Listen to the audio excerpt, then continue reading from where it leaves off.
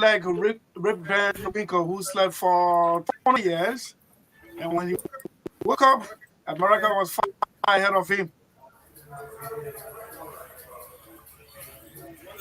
What a busy day today at 96.1 Truth FM, the radio service of the Renaissance Communications Incorporated.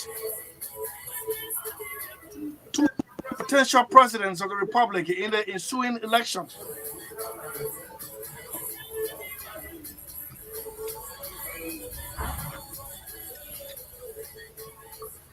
In the breakfast, that's the Truth Breakfast Show. Alex Cummings of the CPP.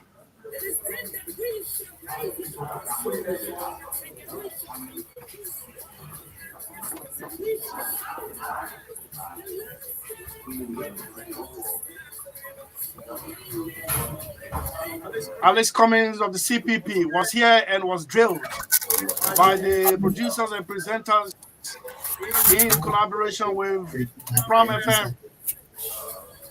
Then this after lunch edition,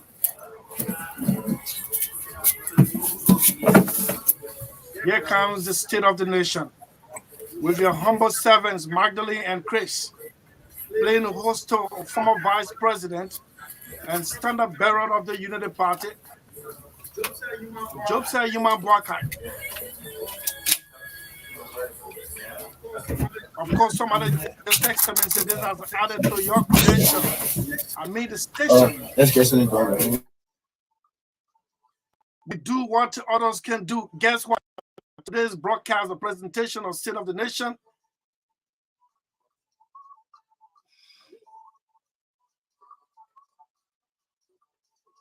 is going to incorporate our colleagues from two different radio stations. Nathaniel Vara of Cool, just next door to us, our neighbor, and Clarence Jackson returns home on Truth FM 96.1 from Cool FM.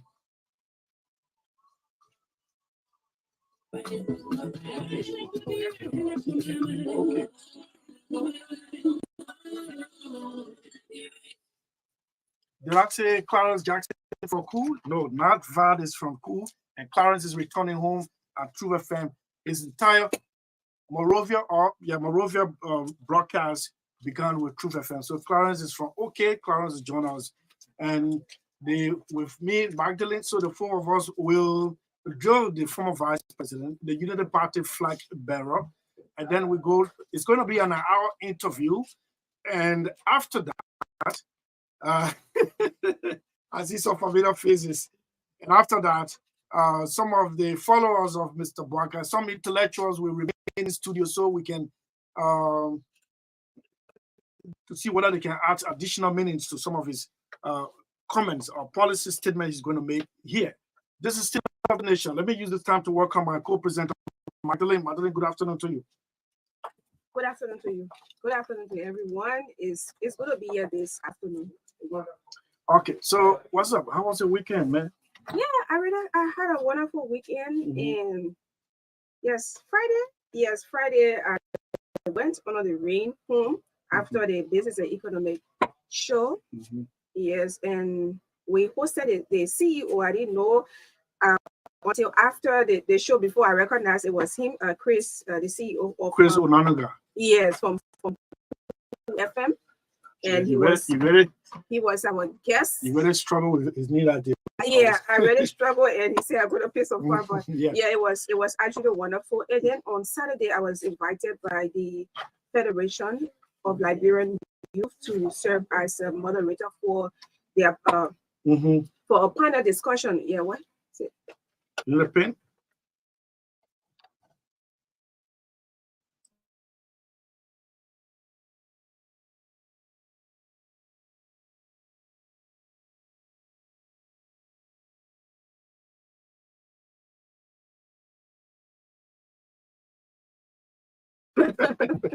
Yeah.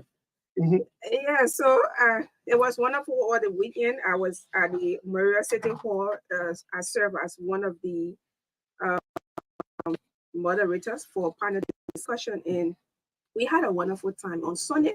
Yes, I went along with some of the choir members of my church, Apostle. Also tag you as a way of appreciating them for their services or their sacrifice they continue to render, even to God, because I mean, as little they are, as you know, they are little children, but their commitment. So I, you know, thought it wise to appreciate them. Okay. And then I that was not on their own account. They were not from the church's budget. No. So next time I will have to invite you. I will have to inform you. So you invite can... me. Let me come and spend some of my money. No, you have to come. You just have to. Let me come and spend some of my money. Yeah. Yes. So it's good to have you back. Yes. On the show. Yes, sure. I will have to ask you how you actually spend, because over the weekend is so irritating. No one can just get you. Somebody left, you know, money to give to you. But I couldn't get you. Anytime you call me, they give you money. You don't get me. Take it. It's for you. You deserve it. Take it. You see? So, there's a particular place where I remain and get a network, but unfortunately, I was busy transplanting cocoa. Okay. Yes, busy transplanting cocoa. What is it, Chief? Look at the guy. Patriola. It's super political now. So, yes, I concluded the transplanting of 376 ceilings of cocoa. That was on Saturday evening. I had to stay up to late hours. In fact, I came to Monrovia around 10 o'clock.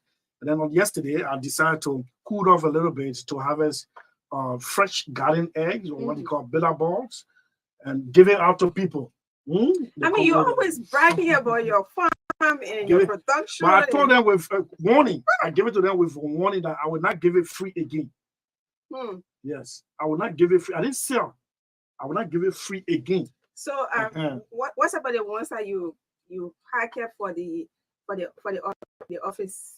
No, you don't have to worry. I have a team, 1.5 bags. Then our office I can bring. Relax yourself. And sometimes it's so irritating. Don't worry. Okay. Yeah. Yeah. I am. In fact, the way the former vice president coming today, he will bear witness for me. I was asking that question. He will bear witness. He saw us grow up with our father, our parents. They were all. I mean, they were all in the area of agriculture. Yeah. So he will bear that witness for me today. Don't hold it against. Unfortunately, I didn't take my father's full step. The late Richard SELLEE Sr., he was an oil palm engineer, trained at the University of Ibadan, and he didn't come with fake certificate. Yeah, but I myself can also brag about my father. I mean, he championed. No. Let's get it straight. When you talk about your father's farming, listen, it should be all right. But when not the time. I call it. Do not go fly all I mean, no. It actually saved us. No. I mean, he was. Let George SAAH demonstrate that he's a farmer. Look, on Rack Hill. Listen, where we live. Where? Currently. Yeah. When we moved there in 1998, that whole place we had monkey apple, we have plantain, we even sold potato greens. You call all of them down. To Kobo people, those who are selling Kobo. Okay. Yes. So is he coming today? Yeah, but really, I want to say hats off to all of our health workers. One of my I want to say Miss Landlord, yeah. Her husband is not where I can just I will not tell you where exactly he is, but he visited the hospital, and I appreciate God for life, for good health. It's something to celebrate, but sometimes, you know, we overlook it and we feel like it's something, it's a normal routine to be healthy. It's normal routine to wake up. And I mean, hats off to all those who are doing their jobs passionately, not because, because of the issue of putting food on your table, but I want to say thanks to those who are very passionate about what they do. not those who are very unprofessional, you know, tell you take drugs from the hospital and take it to the clinics. Yes, and leave the place without drugs. And very unprofessional the way they talk to you. And I'm not talking to you. I am not speaking to you, but I'm speaking to those who are doing their jobs very, very professionally. So I was very touched one time when I went to the hospital, and every one of them I ever passed by, I told them, thanks for your service to country. Yeah, so you have to do that. Yes, and every time I almost like I want to salute them, because it was actually in the night when my friend and I went there, say Davis and I went to visit our landlord. So and another one again, you know, truth telling is very key to this profession. Whenever you speak the truth, you have many enemies, but just want to inform anyone, just want to tell you that if you are speaking the truth, don't be deterred. Continue to speak the truth. You will, my people, we're not taking calls now. That truth, Teddy, is not from my office. When we're in the office, I'm in charge of that office. Because that truth telling thing, I beg you, you can go and say, when they say speak truth to power, it's not to your boss. No, it doesn't work for me. Yeah, but I'm not actually talking I'm just about kidding, office. but yes, well, it's good. It's good sometimes to speak truth to power. No, not sometimes, all of the time. Okay. You ready again? Yeah, no, but I'm not talking about the office. Though. Yeah, no, we keep our matter here. Yeah, for sure. But I mean, it's very important to speak the truth, no matter how whoever feels whatever way. But I mean, speaking truth to power should be paramount. So let me thank you. Right? Thank you very much. Your weekend? I just said I spent the whole day out transplanting cocoa seedlings. And you know the cocoa that I'm planting on Saturday, I'm going to be harvesting 3 years from now. Hold on now. 3 years from now, under the new president, whosoever is elected, that person will just go 3 years of their tenure. I'm already. Your sister even referred to me as a potential millionaire. The pastor. I beg you, please sit down with me. Okay, so we'll take this musical break. It's a peace message to Liberians. And when we come back, between now and 3:30, we're going to be talking to some of the signatories of the Accra Peace Accord. As a matter of fact, on the 18th of August, it marked 20 years since the Accra Peace Accord was signed. That eventually led to the formation of an interim government, and subsequently the first post-war democratic election of Ellen Johnson Sirleaf. Without much ado, let me first talk to our colleagues. Nat, what's up?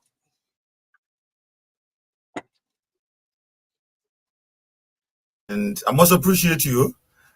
And it's such a wonderful time here. And we hope that the public will also follow us upon.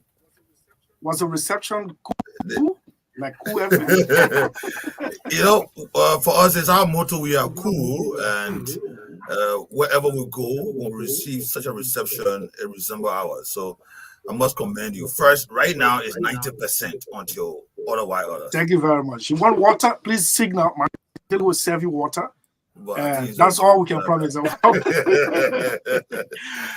I'm cool anyway. I'm cool. Okay, good. Well, you got to be cool, man. Once you work for cool, I've been following you, man.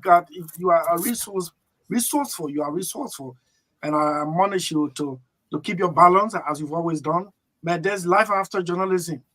Well, that's great, and it's because we stood on the shoulders of giants. That's the reason why we are able to see further, and the likes of others who have walked this path. So it's a great journey, and we are not tired yet. We are still on it until we reach to the higher high.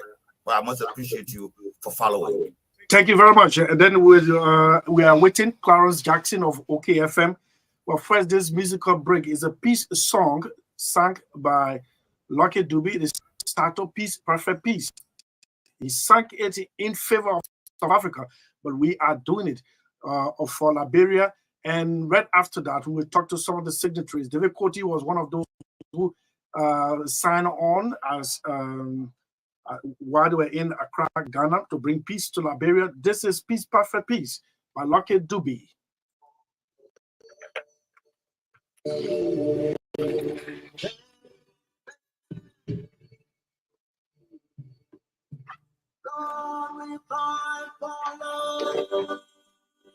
This station rules the nation. Truth FM 96.1, the heart and soul of Liberia.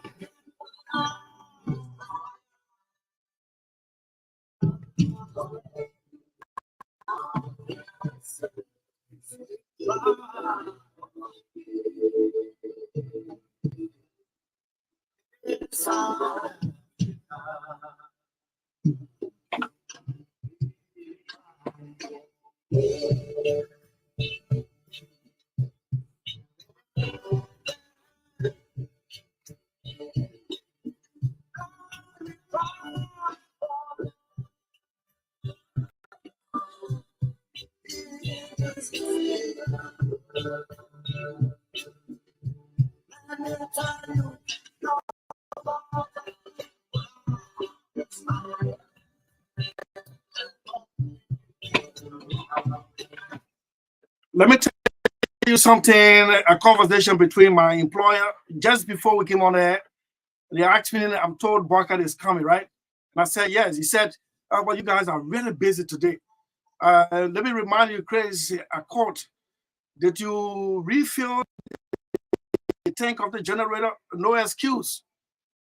And I told him, yes, the generator is refilled and we're running up to 10 p.m. tonight. Sorry, 11.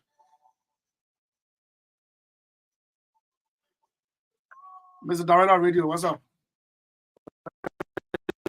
Is that on him? Is that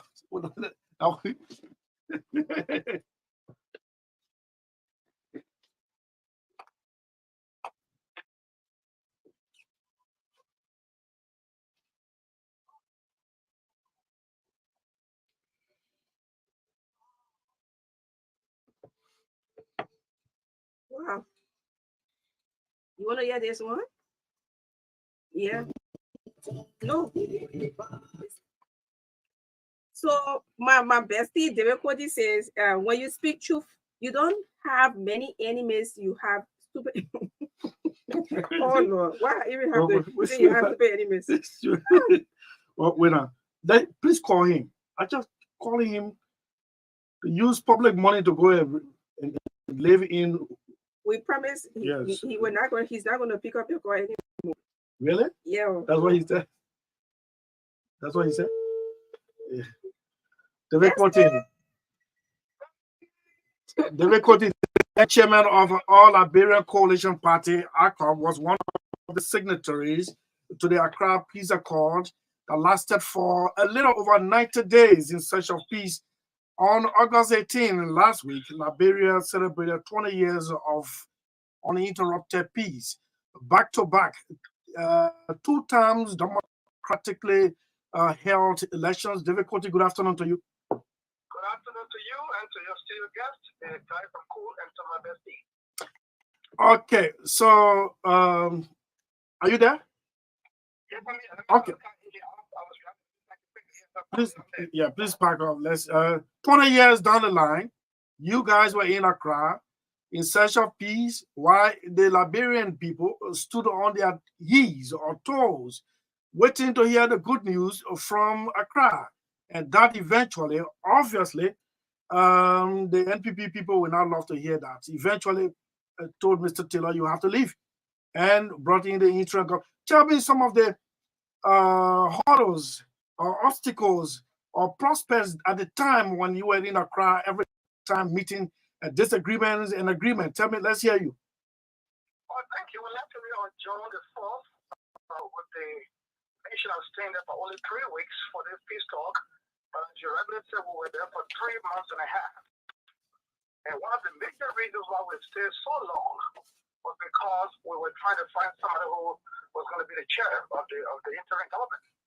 What happened was that after all of the deliberations, they talked about peace and this and that. Now the time came for who should head this place for 2 years as interim chair. Then the warrior factions demanded that there must be. There were 3 warrior factions, Lord, Model, and the Council of Liberia. They said they wanted to head this chairmanship, and we said, no, you cannot bring war and be the one to head the country. They said, but we removed Taylor. We said, we know you removed Taylor. We didn't ask you to remove Taylor. And number 2, people died and properties were destroyed. So we're not going to reward you with the chairmanship because you removed Taylor. So this thing went up and down until later on, the facilitator headed by General Abu Salamu Abu Bakar, the former Nigerian head of state, and 3 other heads of state came to the hall. The 3 heads of state were Olusegun Obasanjo, president of Nigeria, John Kufuor, president of Ghana, and Thabo Mbeki, president of South Africa. Message for us. Message was, my fellow Liberians, we are here to give you something now, to tell you something. You don't go by that, you go back home. We'll put you on the plane, you go back and kill yourself. We cannot keep you here forever.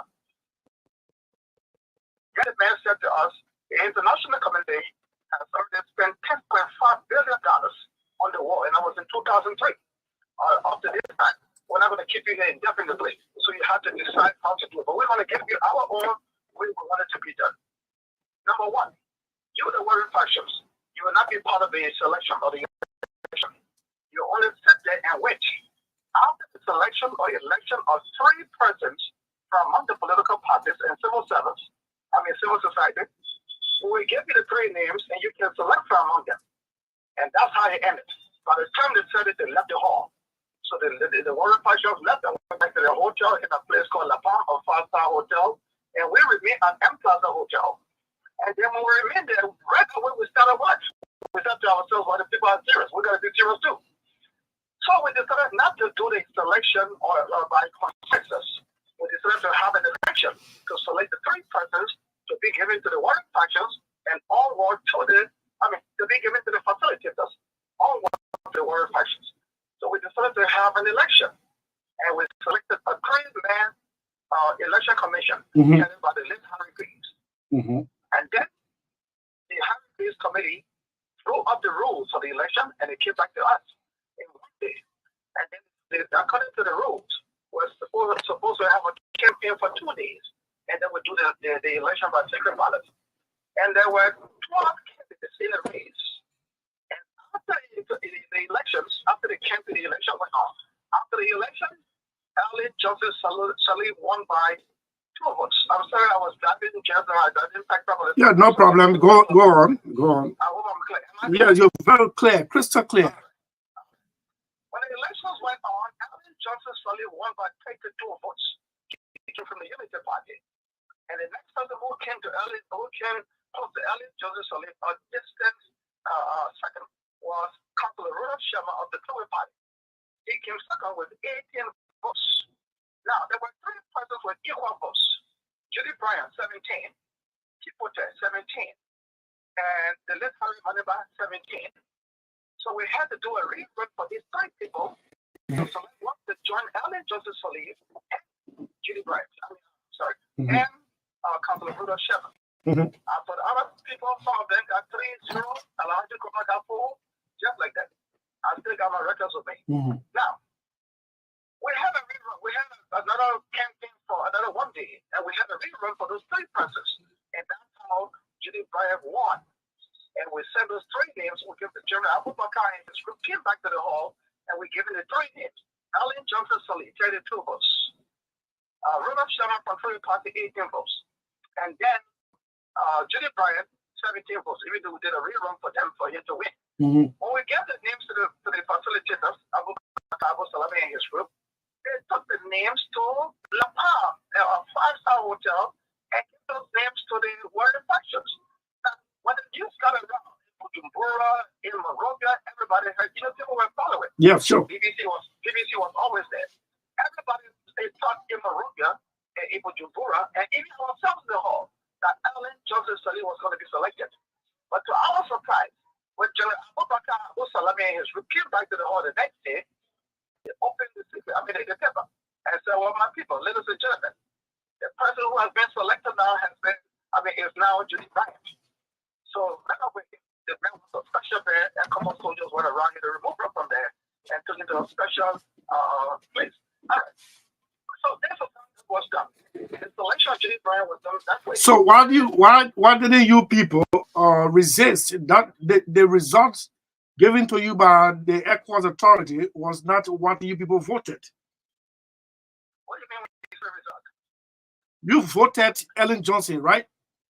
Yeah, for 3 names. They didn't ask us against the result. There were 3 names to pass up to the one faction. Okay. And the one faction was going to select one person from there. So we kept the 3 names. We said, these are the people that were selected. And then they wanted to be fair. So they said, well, we'll give the names to the warring factions, and they will select one. And they selected Judy Bryant from the 3 names. You see? Okay. And then the rule was that, God did not want Ellen to win because God wanted her to be president for Liberia. The rule also was that anybody who was selected for 2 years to be chairman of the commission, of the country, interim period, was not going to be eligible to run for president. So, Ellen was lucky she was not selected by the warring factions. Then they had to result. They wanted 3 names. Whether we did it by consensus or by election, that was different. But we decided to do it by elections. So that's how we started 3 names to them. And so Ellen was not selected because God had a plan for her. If the warring faction had selected Ellen, she was never going to be president for this country. Because the rule was, once you become president for the interim government or chairman, you can't contest. Or eligible So, for president. so Mr. Signatory to the accord, when you people were I was chairman of the chair, like just something like at the time. I can make that clear. Thank you. okay. When you guys were in Accra, which side of the divide, the political parties or the warring faction, which side actually had the peoples at heart, that the people were waiting for us to come up with good results to end this nightmare, especially civilians, women and children? And we understand some people wanted this thing to drag all along, and to the extent the authorities had to tell you, well, you got to take this one, what we gave you, or else you have to move on your own. We did not go there only to elect someone to be chairman for this country. We went there to discuss Liberia peace. One brought about the war. As you know very well, we have something called the Masoko War 234, Abuja this, that, and all kinds of things. And that's where it was finalized in the crowd. So we did not just go there to select a chairman. I'm only saying that after the entire deliberation, you will not even remember, know that you won't believe that the Security Council of the United States, of the UN, the entire Security Council, I think it was 16 or 17 at the time, or 15, all of them went to Ghana for that same peace talk. They went there and we met with them. They were in a section with discussed issues. They were not only about selecting a chairman, but that was one of the major sticky issues. And so that was done. Okay. And the time came for who should be vice president. Another 14 candidates were there, including the man who won. And so we had people like Siafa Boli from the Free Democratic Party. We had Jia Madam from the NDPL, National Democratic Party of Liberia. We had many people. One North Kidal. There were 3 persons who came from America. They said they wanted to be vice chair. Some of them got 0. But the person who won actually was Wesley Johnson. He won and he became vice chair to Okay, so let me tell you this one, Mr. Koti. 20 years down the line, those who unleash havoc on the peaceful citizens of Liberia, none has been held in court, especially on the home soil. Is there any regret as a signatory to the accord? Well, I only regret is that, you see, we did not talk about any war crimes court. We talk about peace and reconciliation commission, like the South Africa. And we expected people to go to the commission and speak the truth, and we forget them. But it looks like some people are very arrogant, and even more angry now is that it seems that people have not even learned their lessons. For example, we are on 20 years of peace in this country. Thank God Judy Andy was able to organize a program where she recognized us at the military complex the other day in front of Ecolog, and so on. It looks like some people have not learned. I can't get stupid people who can learn. Now, on the first day of the opening of the campaign in this country, you have people talking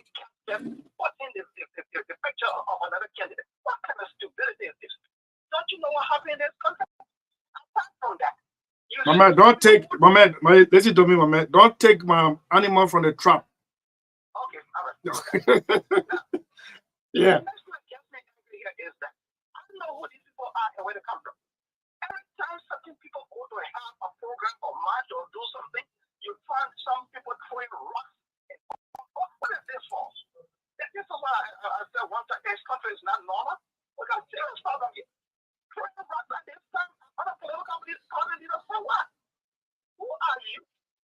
You went to school, you got a degree in throwing rocks? You think like you want to throw rocks? You gotta stop.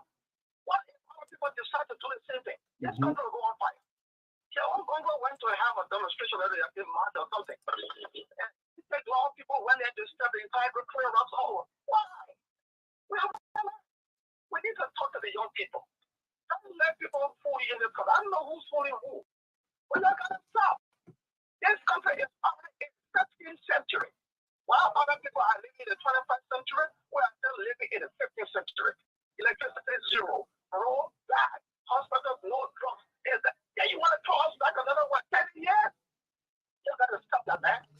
Okay.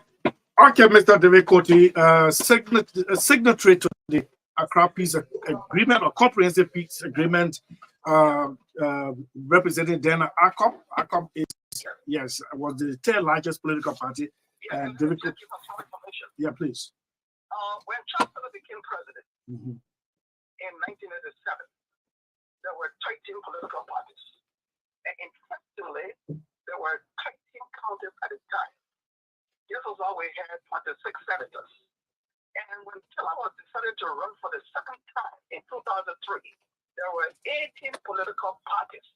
And those were the 18 political parties that signed the peace agreement, including ACOP, that was the third largest party at the time. I mean, you got to make sure that Third largest.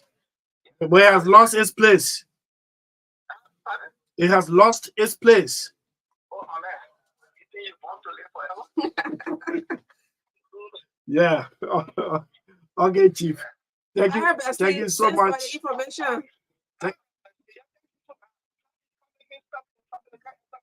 Yeah, thank you very much. This is national service. And thank you so much. Let's take this break to be right back. Yeah, it is. we will talk to Adama Dempster, one of the organizers. Okay, yes. While we are trying to connect Adama Dempster, this is it.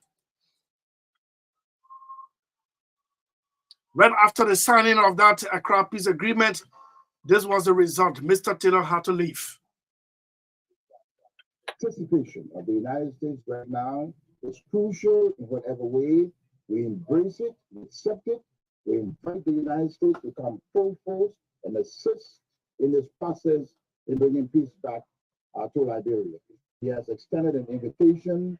We have accepted the invitation. I think it's a matter now of making sure that it is done using our brain, that it is done properly, orderly, that no one feels disenfranchised and begins to act disorderly. We believe that the exit should not take place in confusion. It should not take place in such a way that the exit will lead to more bloodshed.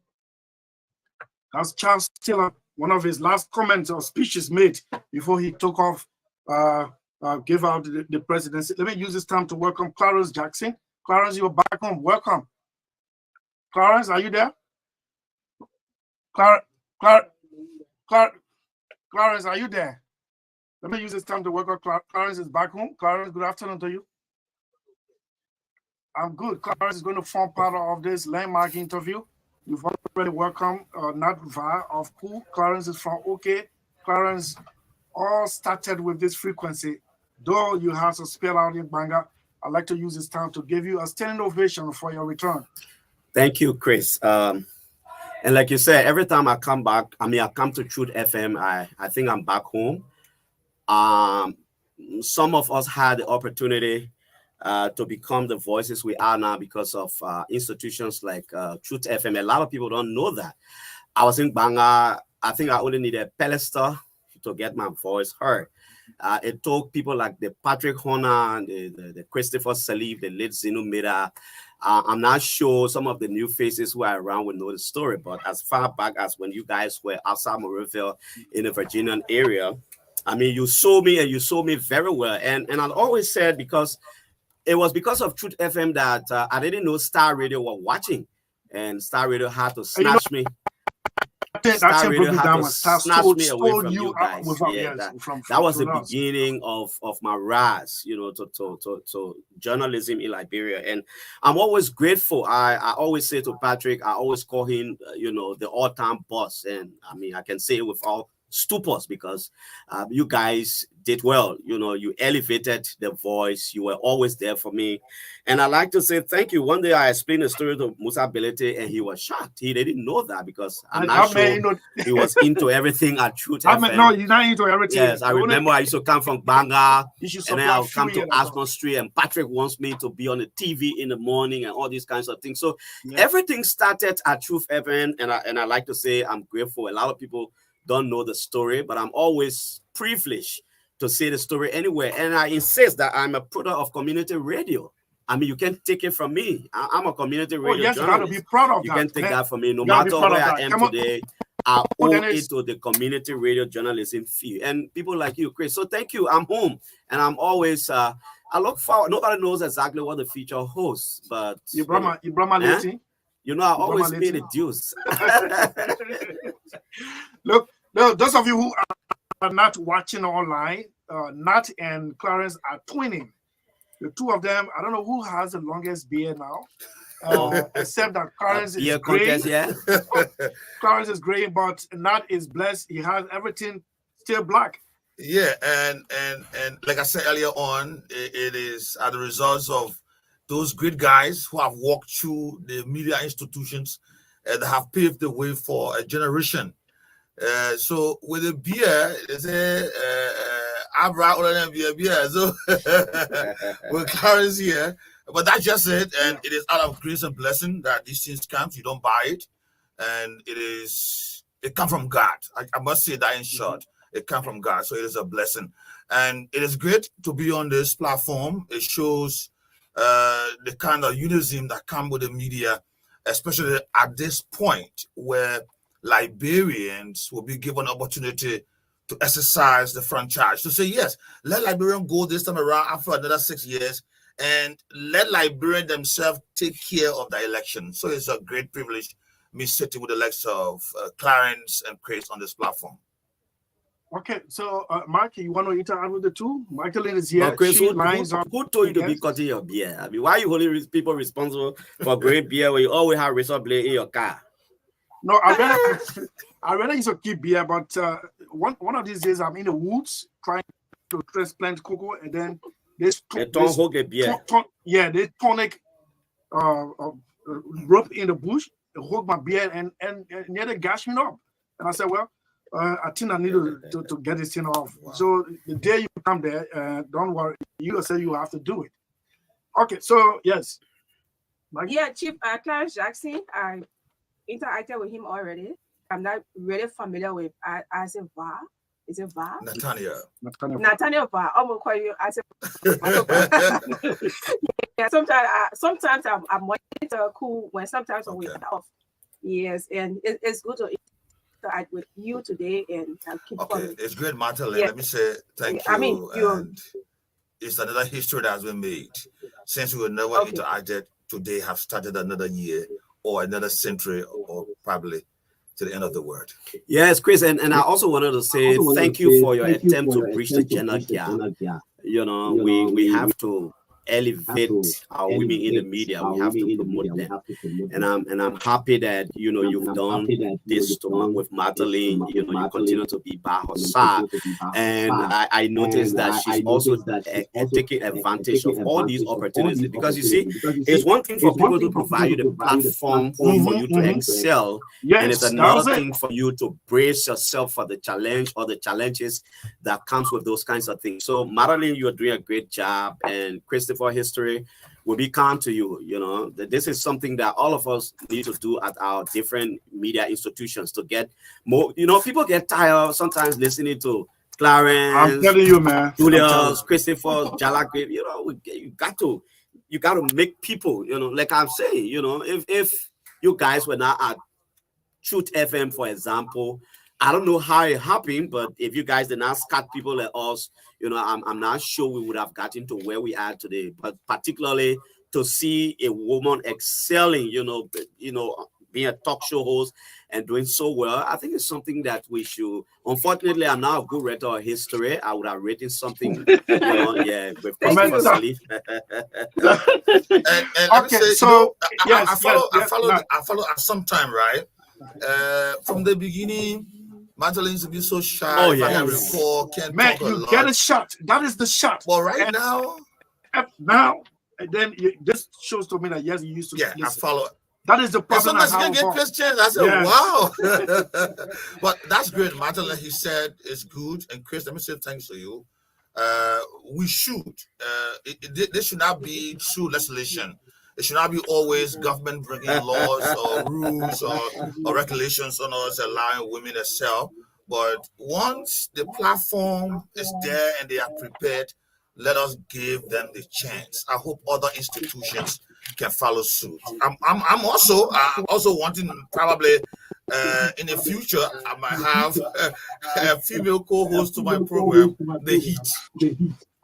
I encourage you to do that because I have Ollie Stevenson already. Okay. You know, so yes, so we encourage you to do that. And That's great. you know, there's always going to be a time where all of us will be, you know, we have to have people like Magdalene, people like Olive, and all the other people standing in the gap. Look forward to see a day. I know it has happened before. I remember at that time I was not working in Monrovia. I used to follow one Mary Williams, right? You know, she used to be a talk show host, very fearless. You know, we look forward to seeing more of our female colleagues in the media. I think it's a very good thing. I think it's a very good thing, and all of us need to promote that. You know. But Okay. Go ahead, Shani. What happened? I forgot to know you agro farmer, and so you eating a catfish. I'm inviting you to my farm day. next month. Sorry, next year, January. Got an invitation. I'll be celebrating my golden jubilee. Okay. And it could possibly coincide with a week to the inauguration of the new president. Okay. Yeah. Let's do this musical break as we prepared last-minute touches to receive Ambassador Joseph Yuman Boakai, the standard bearer of the Unity Party. Don't hold Clarence and not responsible. This music is coming from our fingertips.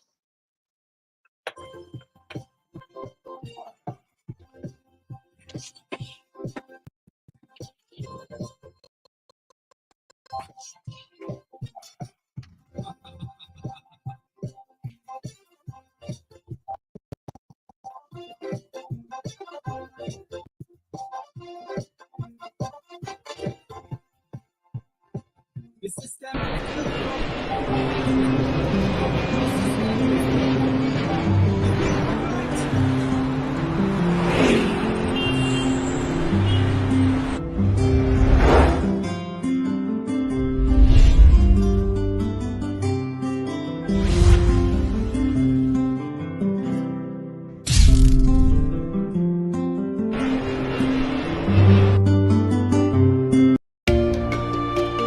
Starting today, why not have a little more fun? Why not use money this easily?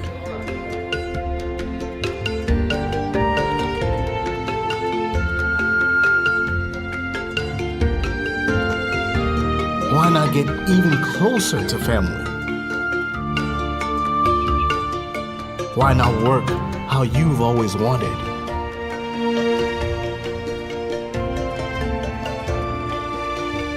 Fun, money, family, work. No network keeps you connected to it all, quite like Orange.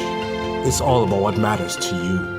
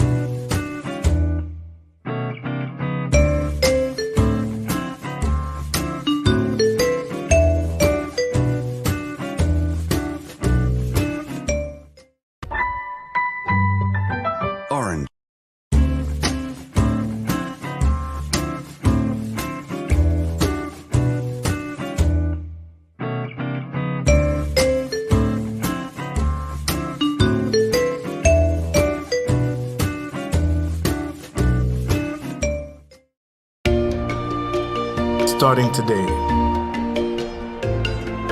Why not have a little more fun? Why not use money this easily?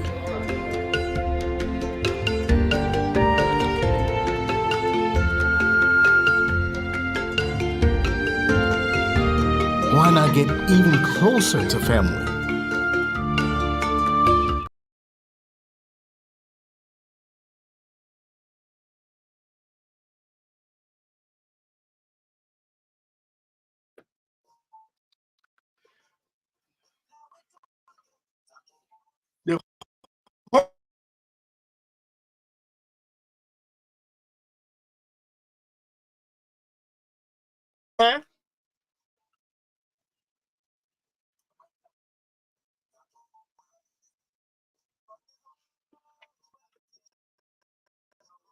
So we begin at 3:30, holding everything constant, and end at 4:30.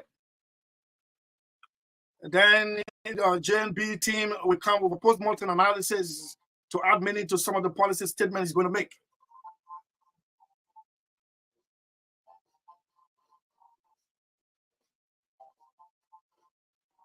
Online engineer, please check the sound. The viewers are complaining that they lost sound.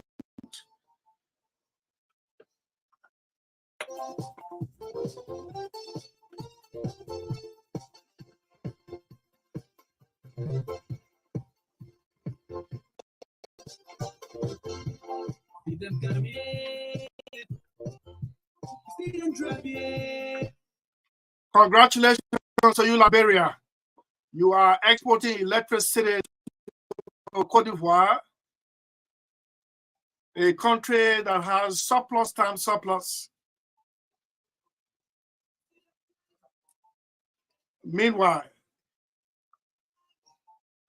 the peaceful settlement of Buraville, just a stone throw from the source of electricity, is without electricity. But the government said, we are sending or exporting due to surpluses. Yay!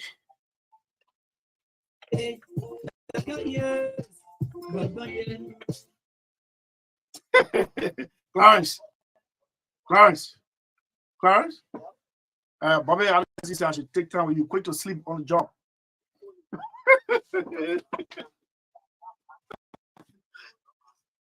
Not, please. Security journalists. But please let me when you start to fall asleep. Sleep where? For what? Why you always do out late night? The last time I saw you went to Jamaica Rejoice. Why you want to do that? Why you want to do that? I'm going to Brazil.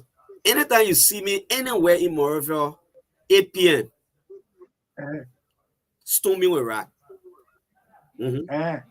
Anytime you see me anywhere in Moravia after 8 p.m., which of the car you use? Well, God, I see my car. I don't walk around. I don't even stay out of my house until 8 o'clock. So why you saw me at? No, just tell me. I should maybe you want to see you too. The same time.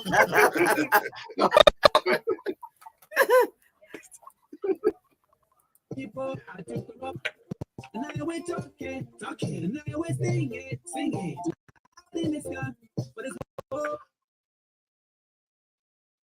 So we made contact with the authorities of the Ivorian electricity company,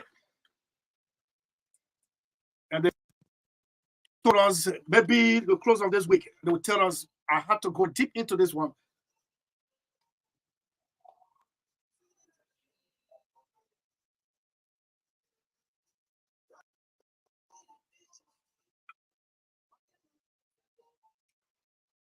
Those were the days of David Coty and others. Rufus Nouvel, representative candidate for District 8, refused to ride his Cherokee Jeep in the interest of the masses.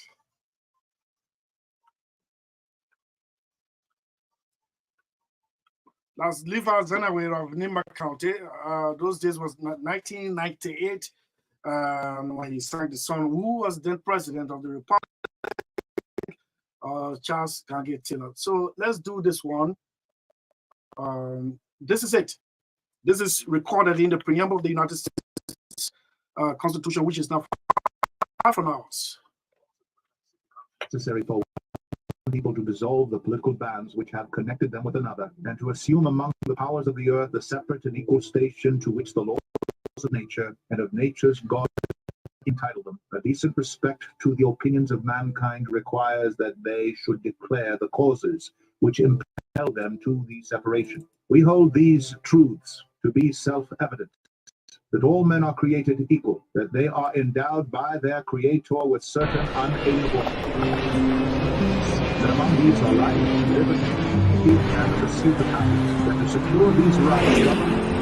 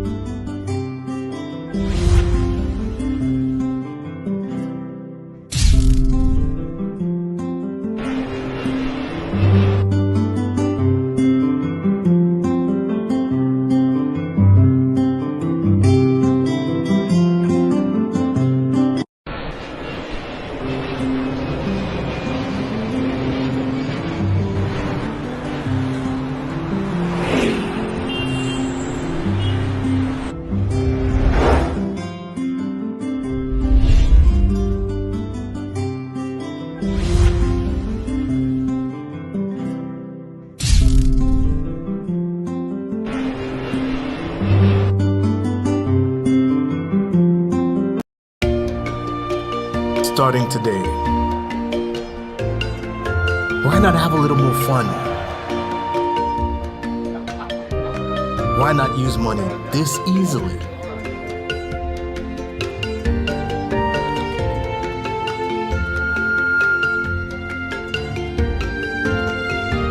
Why not get even closer to family? Why not work how you've always wanted?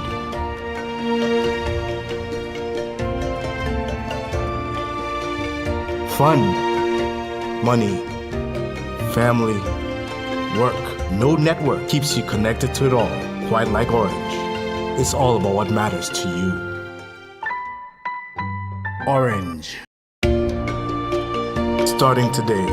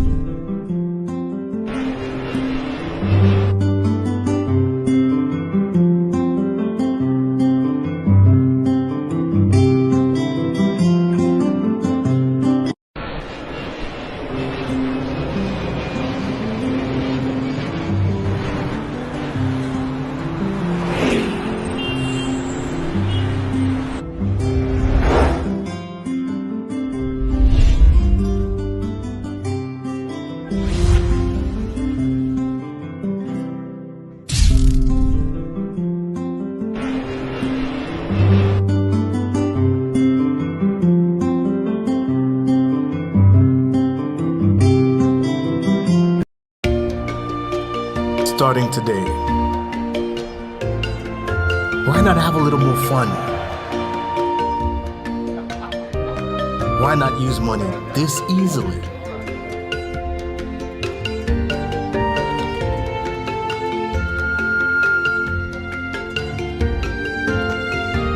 Why not get even closer to family? Why not work how you've always wanted?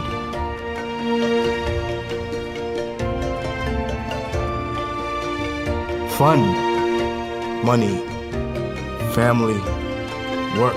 No network keeps you connected to it all, quite like Orange. It's all about what matters to you. Orange. Starting today. Why not have a little more fun? Why not use money this easily?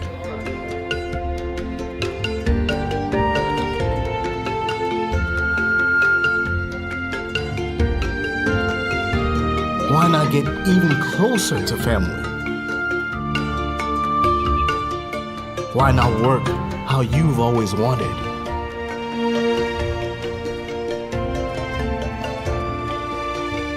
Fun, money, family, work. No network keeps you connected to it all, quite like Orange. It's all about what matters to you. Orange. Starting today. Why not have a little more fun? Why not use money this easily?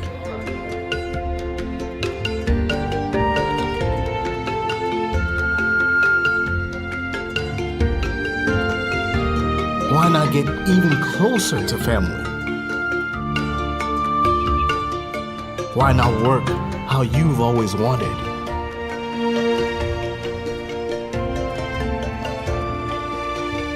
Fun, money, family, work. No network keeps you connected to it all, quite like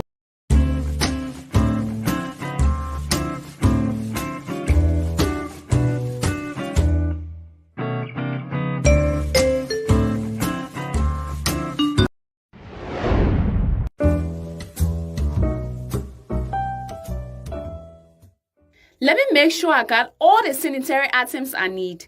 I'm checking my list. Oh, yes. One more item. Let me have a big bottle of Dettol, yeah, Costable. Yes, it. The total amount is 3,000 LD. Okay, let me give you your money. Hey, my people. I can't find my purse. Lola, I left it on my kitchen table. My husband is rushing me too much. What's I'll do now?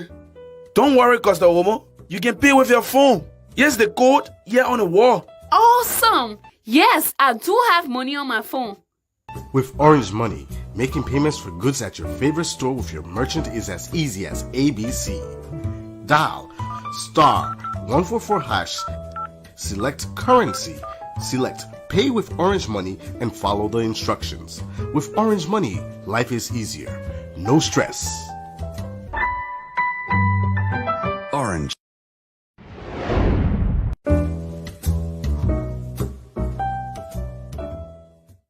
Let me make sure I got all the sanitary items I need. I'm checking my list. Oh, yes. One more item. Let me have a big bottle of Dettol, yeah, Costable. Yes, it. The total amount is 3,000 LD. Okay, let me give you your money. Hey, my people. I can't find my purse. Lola, I left it on my kitchen table. My husband is rushing me too much.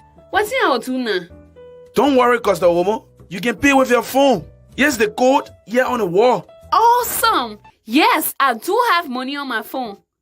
With Orange Money, making payments for goods at your favorite store with your merchant is as easy as ABC. Dial *144#, select currency, select pay with Orange Money and follow the instructions. With Orange Money, life is easier. No stress. Orange.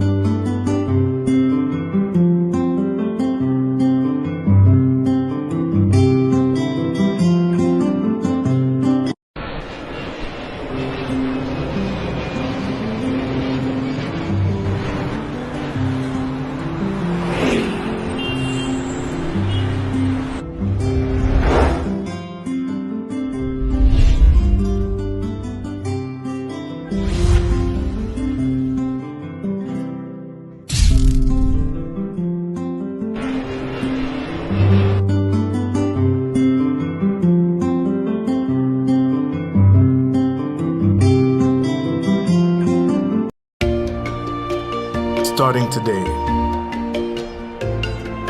Why not have a little more fun? Why not use money this easily?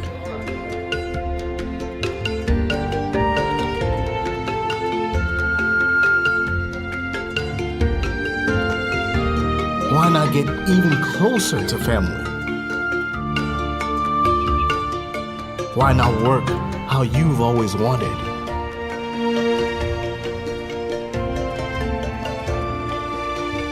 Fun, money, family, work. No network keeps you connected to it all, quite like Orange. It's all about what matters to you. Orange. Starting today. Why not have a little more fun? Why not use money this easily?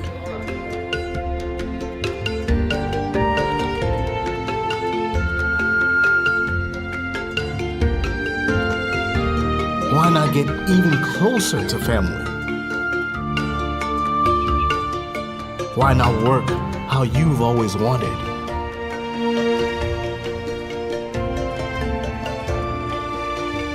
Fun, money, family, work. No network keeps you connected to it all, quite like Orange. It's all about what matters to you. Orange. Starting today. Why not have a little more fun?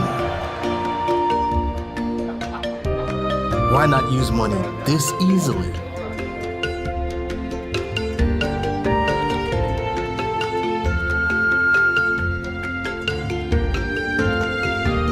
Why not get even closer to family? Why not work how you've always wanted?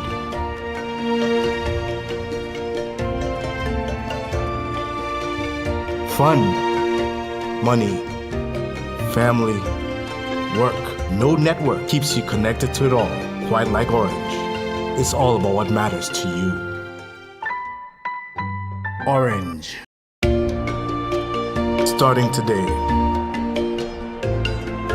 Why not have a little more fun? Why not use money this easily?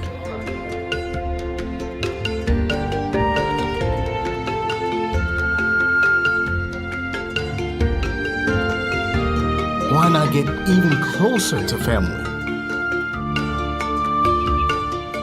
Why not work how you've always wanted?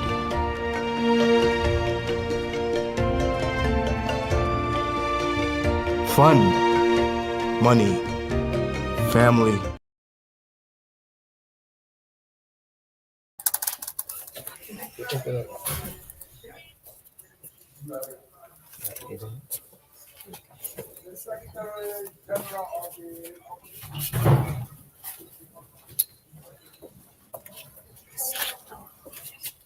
We're not holding you hostage. It's rather the citizens, supporters of the rescue mission that have barricaded His Excellency, the next president of the Republic of Liberia, right at the Duporo market. So he's coming, but he's been escorted by thousands and thousands of motorbike riders, marketeers. Is he trekking? Well, I mean, he's actually driving slowly, but the people are demanding.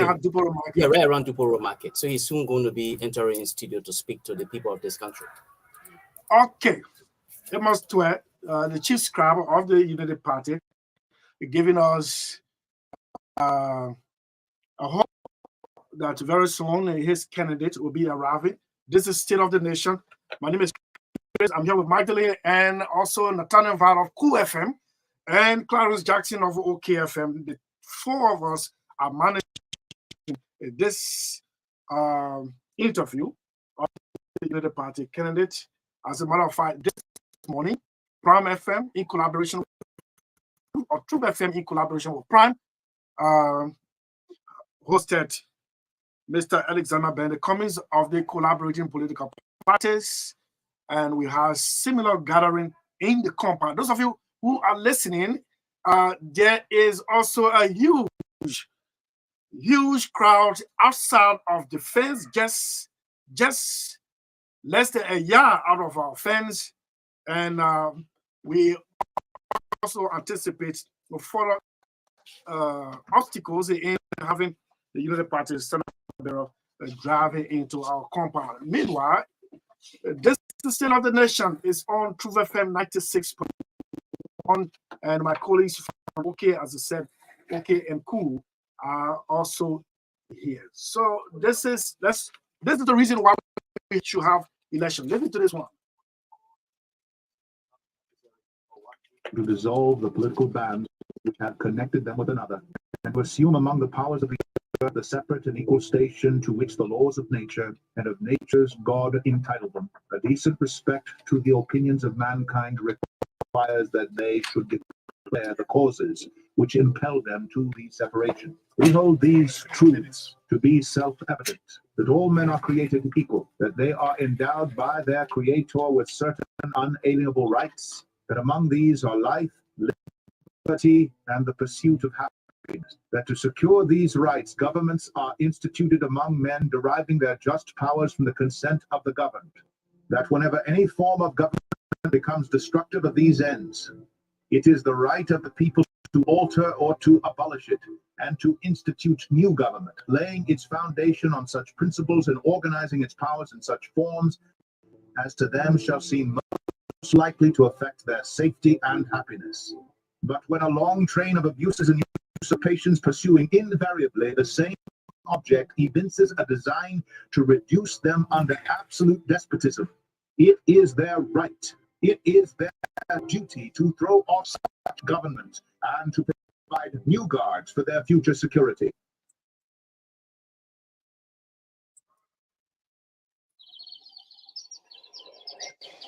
We cry for peace.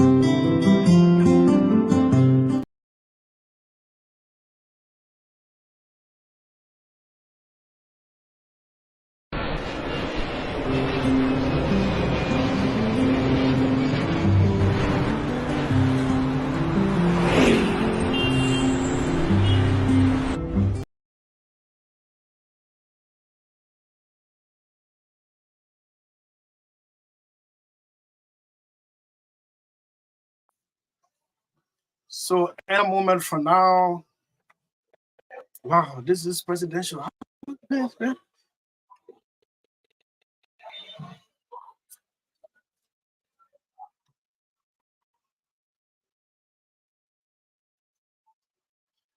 know, the opposition candidates are moving presidentially, and I saw a similar arrival this morning of Alice Cummings. It is good to have you on this. and nearly 9 minutes up to 4 o'clock. And by the time the folks are ready, as a matter of fact, let me just signal to them we are all set, and you are welcome to this broadcast. Those of you who are online, Anthony Inyanton, Chris Andrews, Pauline Peters, Marcus Bobo, Thomas Fatoma, Alex Ballier, Alto, all of you are tuning in online, and the podcast has spread across the world. I've seen text messages from the United States, Canada, and Australia. So, in a moment from now, we're going to be joining the folks. Yes. So, Clarence and Nat, let me describe the euphoria in the studio. Let me announce the arrival of the Unity Party Senator Bearer, Joseph Yuma Bwaka. But Nat, are you there? Okay, yes, just give a brief description of the euphoria in that studio.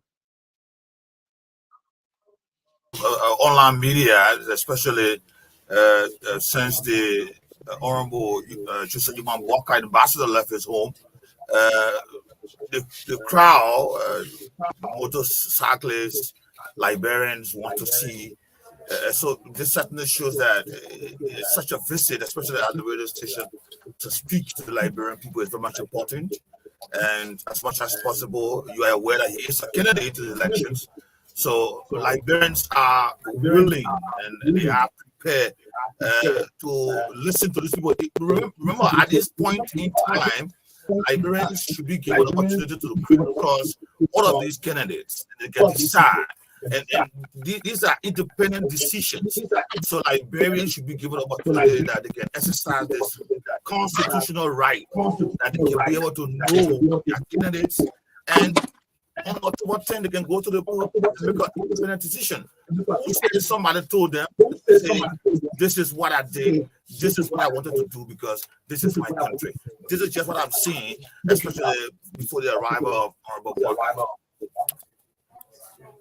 Okay, so we have to get this one rolling. I'm under serious pressure from those listening on air and online. We have to get this one. But friends, this is what we're going to introduce us into this conversation.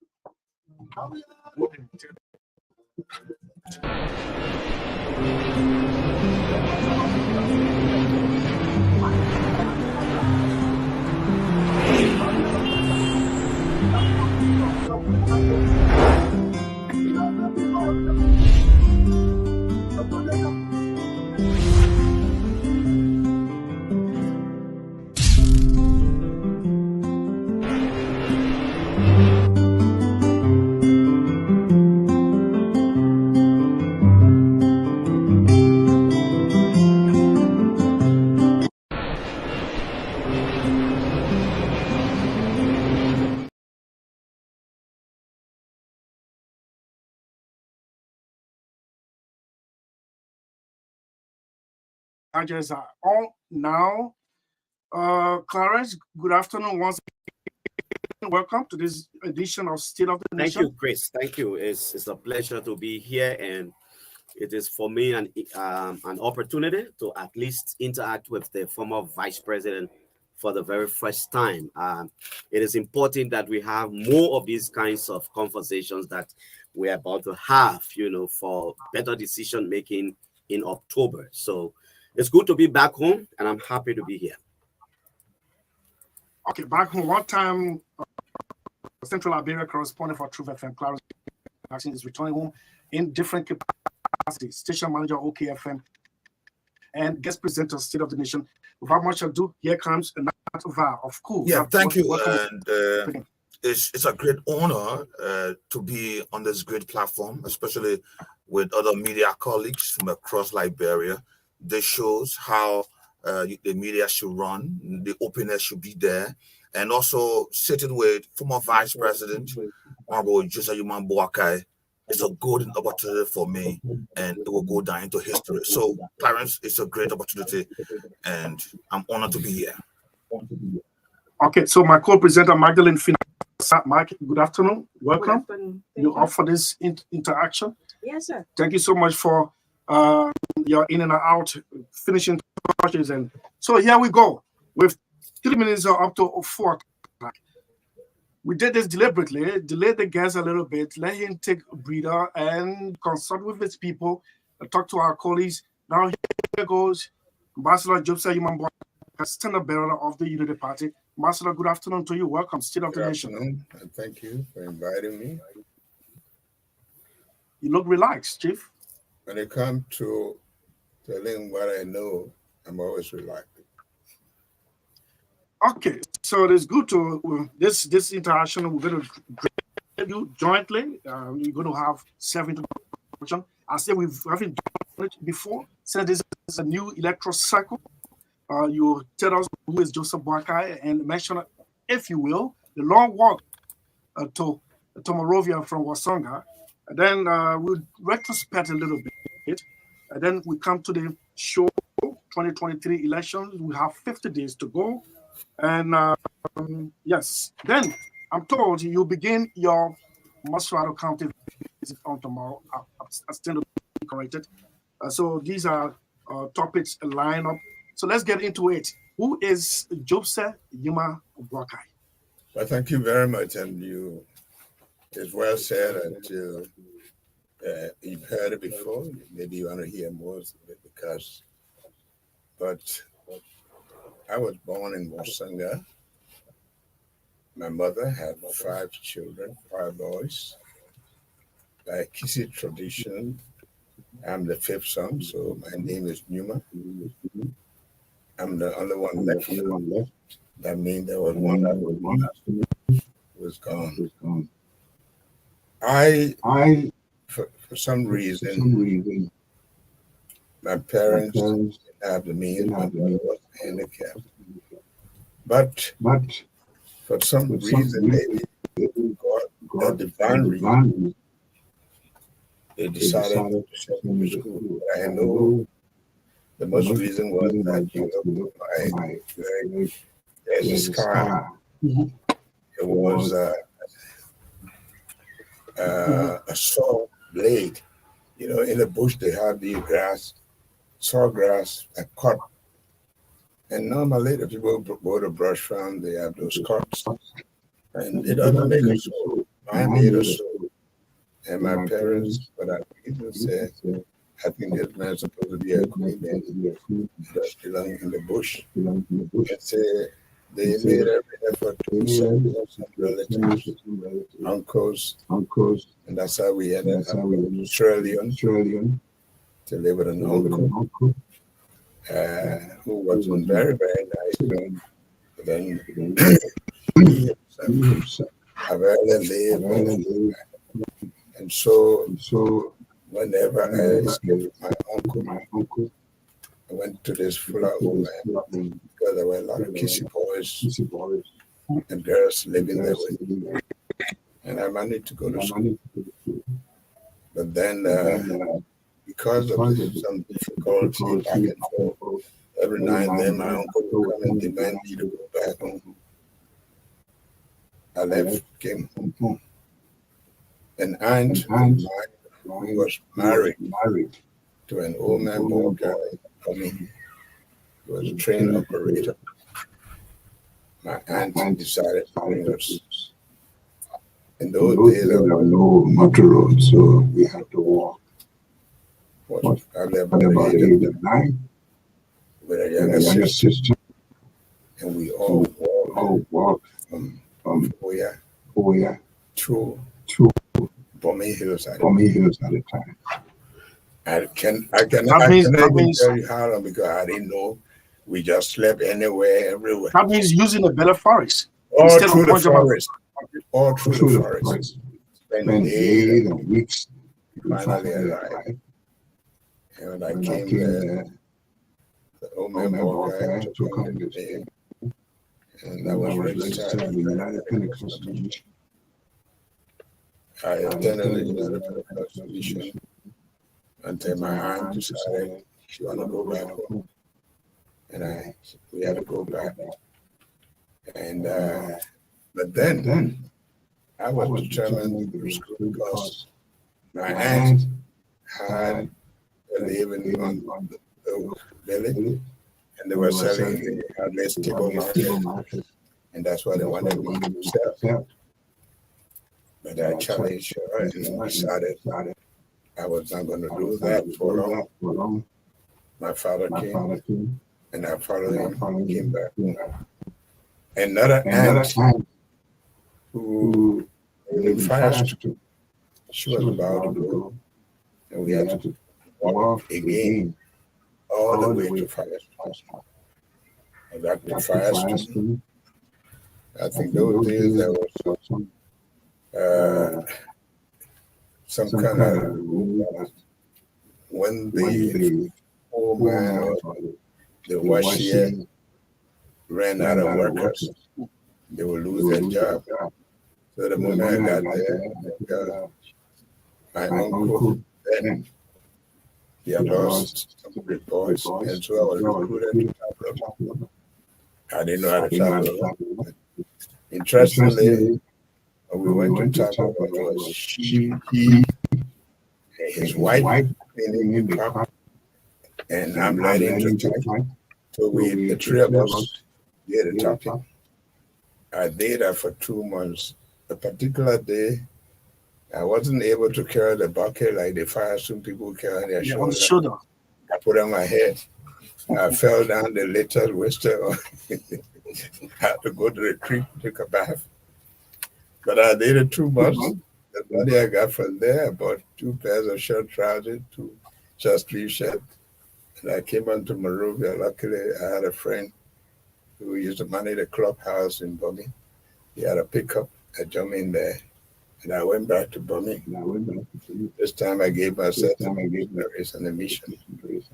I was there for 1 year, and a friend of the family took me to 3 bachelors and gave me to them as a husband, 3 white fellows for the company.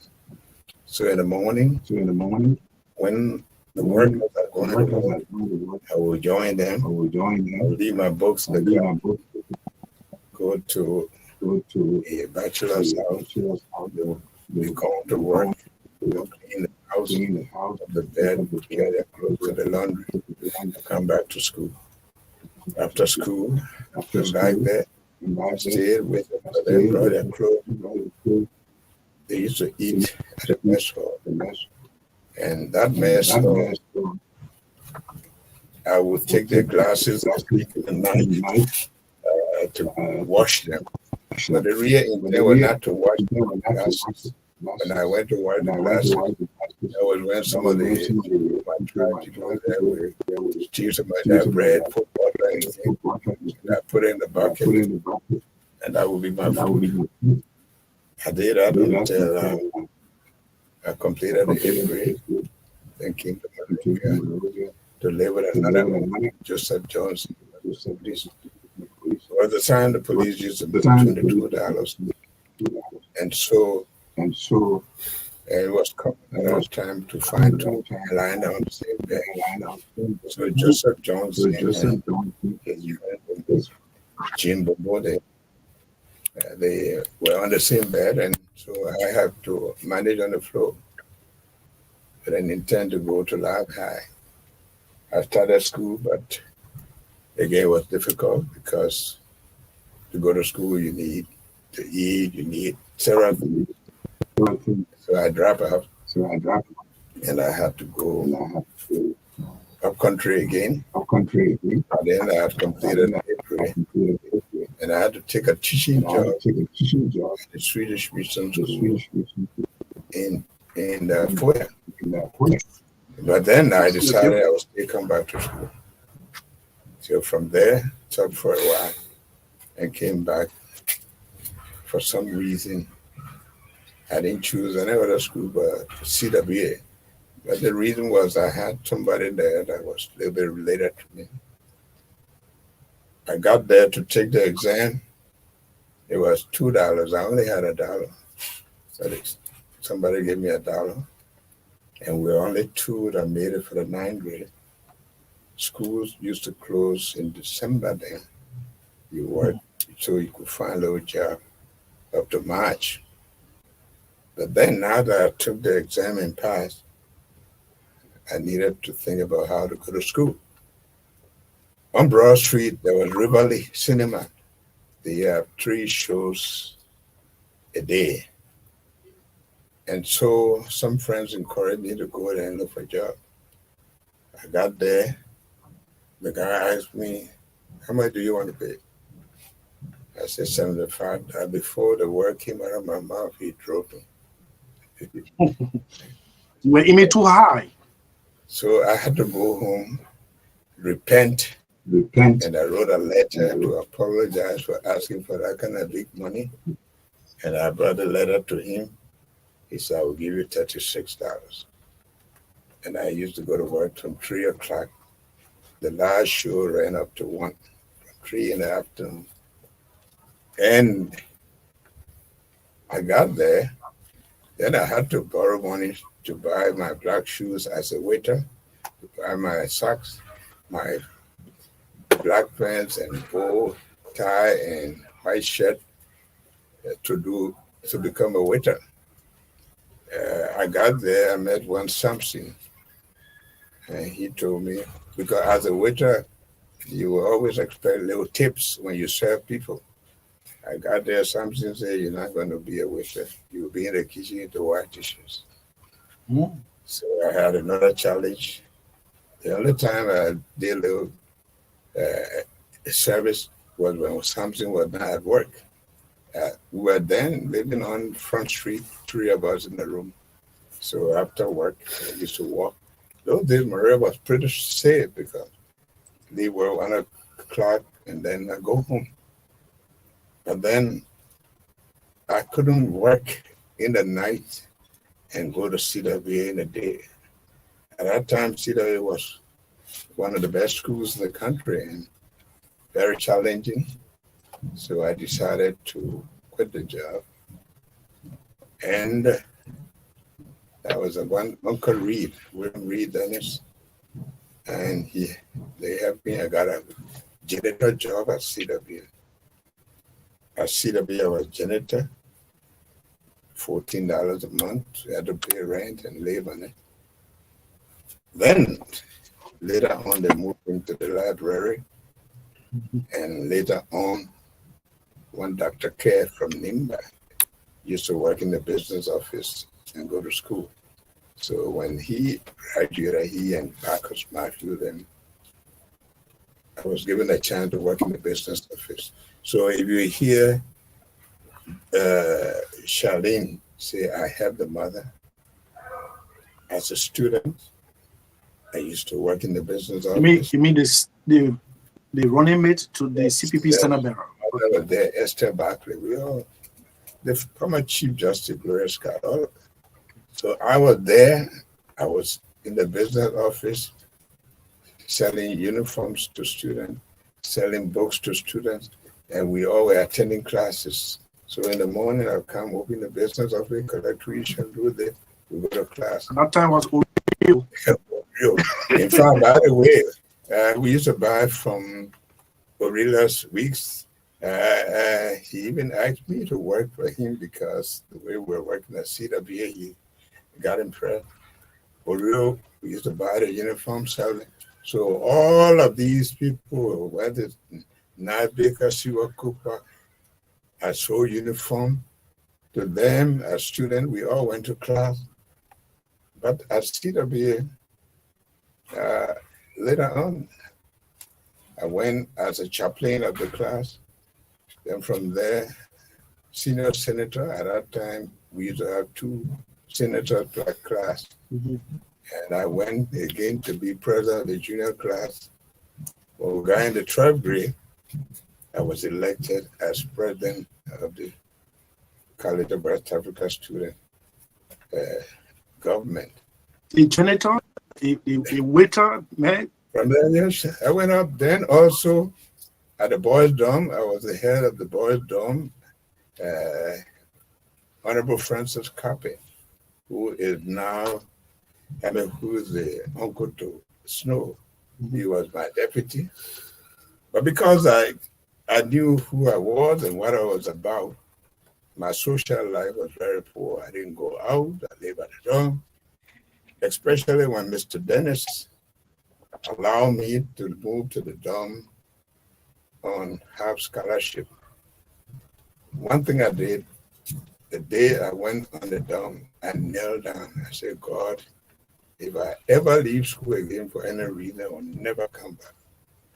And I think from that day, God had That was the breakthrough. Never stopped to bless me. So I attended CW. I stayed there. I was at the university, attending CW, doing the same thing. Go to school, come back, do the same thing. I became assistant dean of boys when I started going to LU, and I was still working. I remained there until I got in the senior class at the university. Then Mr. Minor asked me to go to LPMC. From LPMC there to LPMC, from Lofa, I became the first Liberian managing director. Then from there, I became Minister of Agriculture. Then later on, Ellen and others like me, not the way people were running, I went to anybody to be vice president.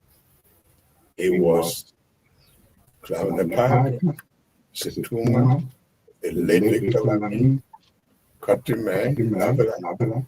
They asked me, they encouraged me to be president. I had actually wanted to be senator in Lofa. So I became vice president when we went to secretary. I was overwhelmingly endorsed. I became vice president. So for me, job is to go work, do what you do, and you leave and go to something else. And so I worked all through my life from childhood.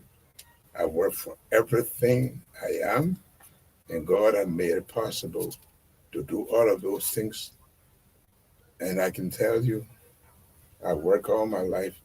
There's not a time I told anybody, if I do this, what would I get?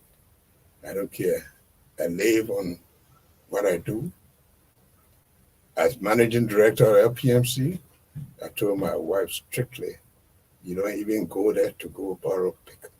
Because if I am making the highest money and you go there and borrow pickup, what happened to the other people who are working there, who are away? So I worked, and I worked with the honesty, and when I quit the job, I quit the job. And so you can go and check all behind me.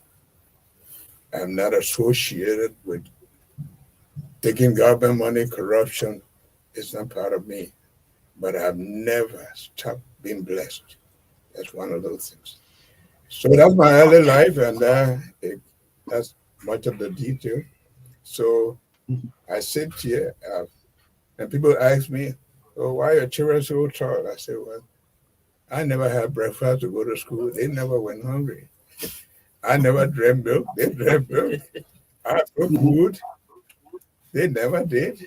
I never rode to school. They never walked to school.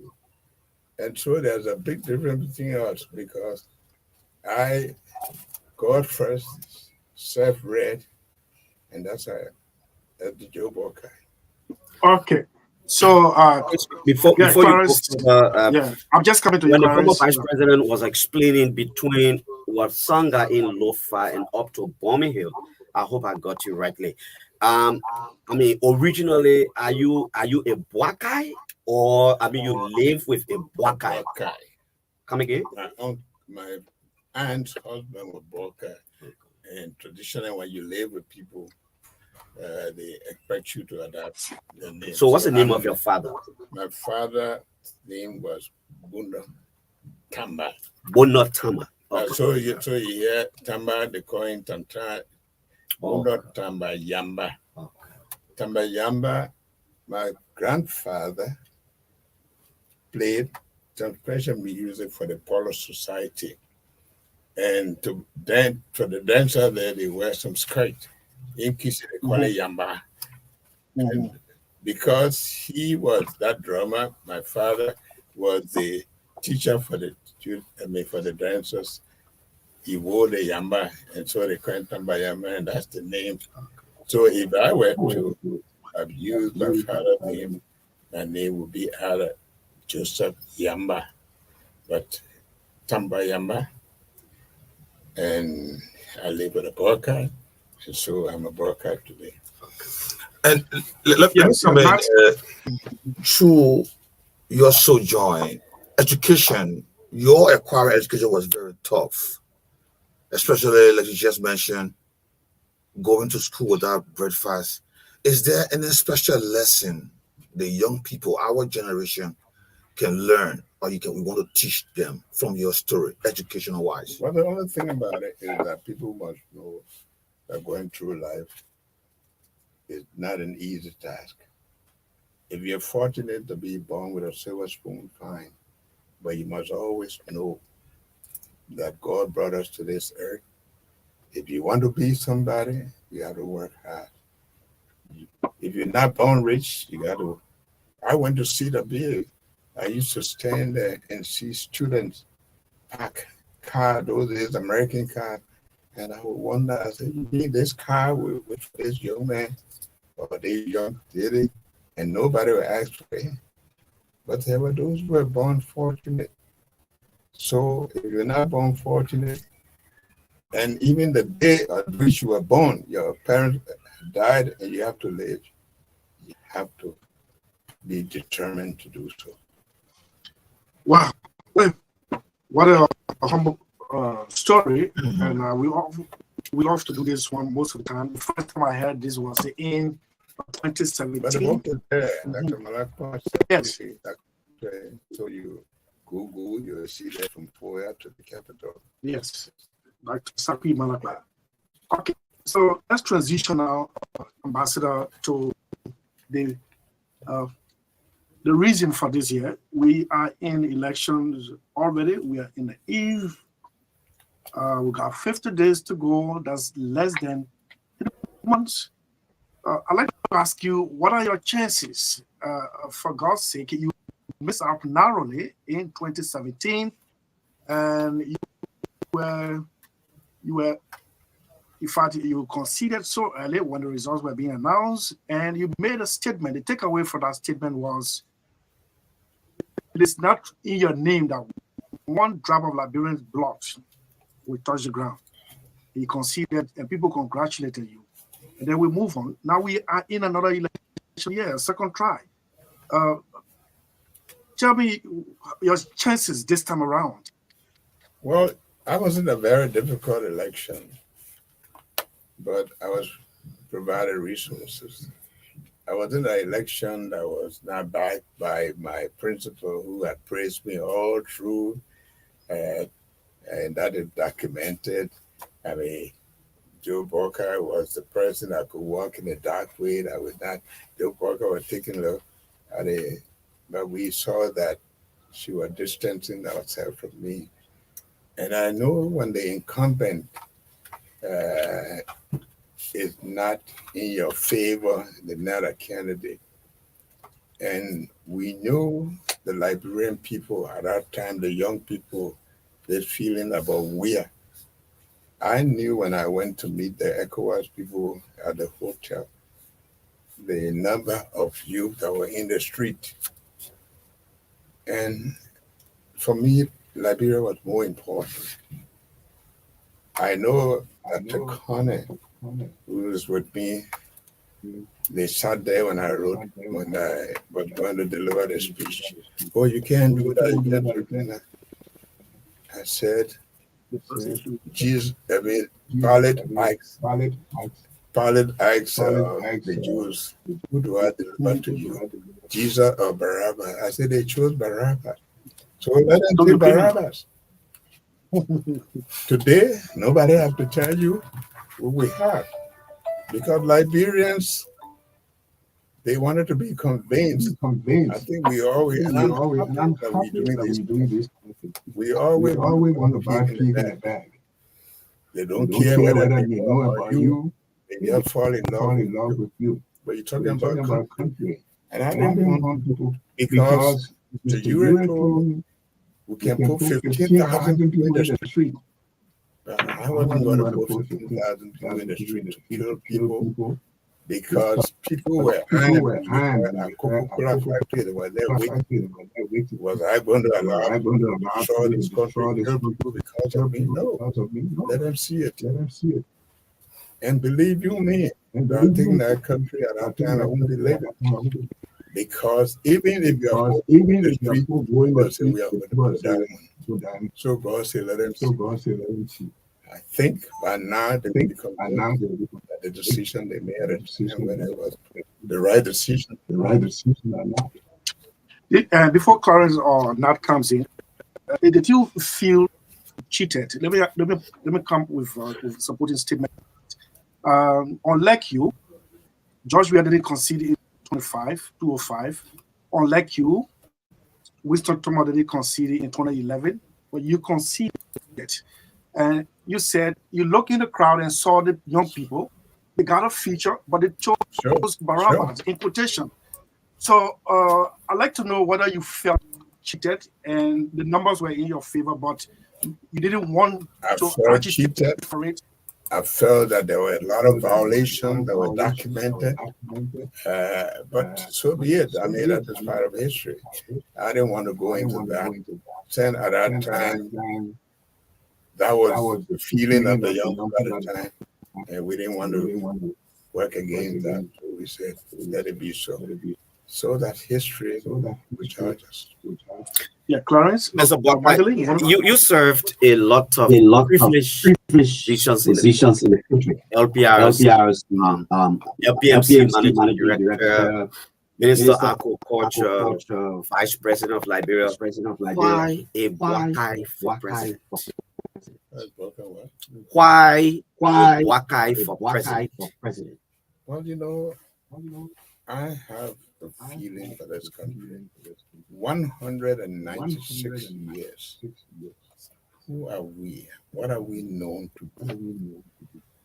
And I believe, yes, maybe people might take offense to it, but I believe this country is looking for leadership. We talk about taking position, ruling and being president. I'm not looking for leadership. I am here to provide leadership for this country that will make this country is supposed to be. And I believe if I haven't done that, haven't done the service that God wants me to serve, and I can show you my leadership produce the kind of leadership that will make this country what it's supposed to be. Honorable Wakai, following back from 2017, he said, love Liberia, think Liberia, build Liberia. Now, with the series of interviews you've been having, this where arrest is coming out. What is it all about? You know, to tell you thing about our country. I chose to be here. Maybe go one here. This is a very good country, permanent position. And so I got up one night. Some of the things that I think about Liberia. I've written some poems. I mean, they're all good. And I thought that if you think about something and you love something, you will contribute to it. So I penned that. And it happened to be that in 2015, when I made my Christmas card, nation, I said in the card, Liberia is 168 years old. let's ask ourselves, are we where we should be? Are we satisfied with where we are now on Liberia? That means we begin think about Liberia, loving them, not only for ourselves, but for posterity. This year, we're going to make a decision as to what are the things, what are the first things that we do to impact this country. And I started with the acronym ARREST, A-R-E. I believe culture. I believe roads that are very crucial in the development in agriculture, education, sanitation, which is very much related to and tourism. I believe these jumpstart this economy and also provide employment for the young people, tourism, through the hospitality industry. We have good roads, health, because better roads can lead to good hospitals, better roads, production. They can bring down the prices of goods. Most of the prices of goods because of where the food moving from one food to the other. That also sanitation,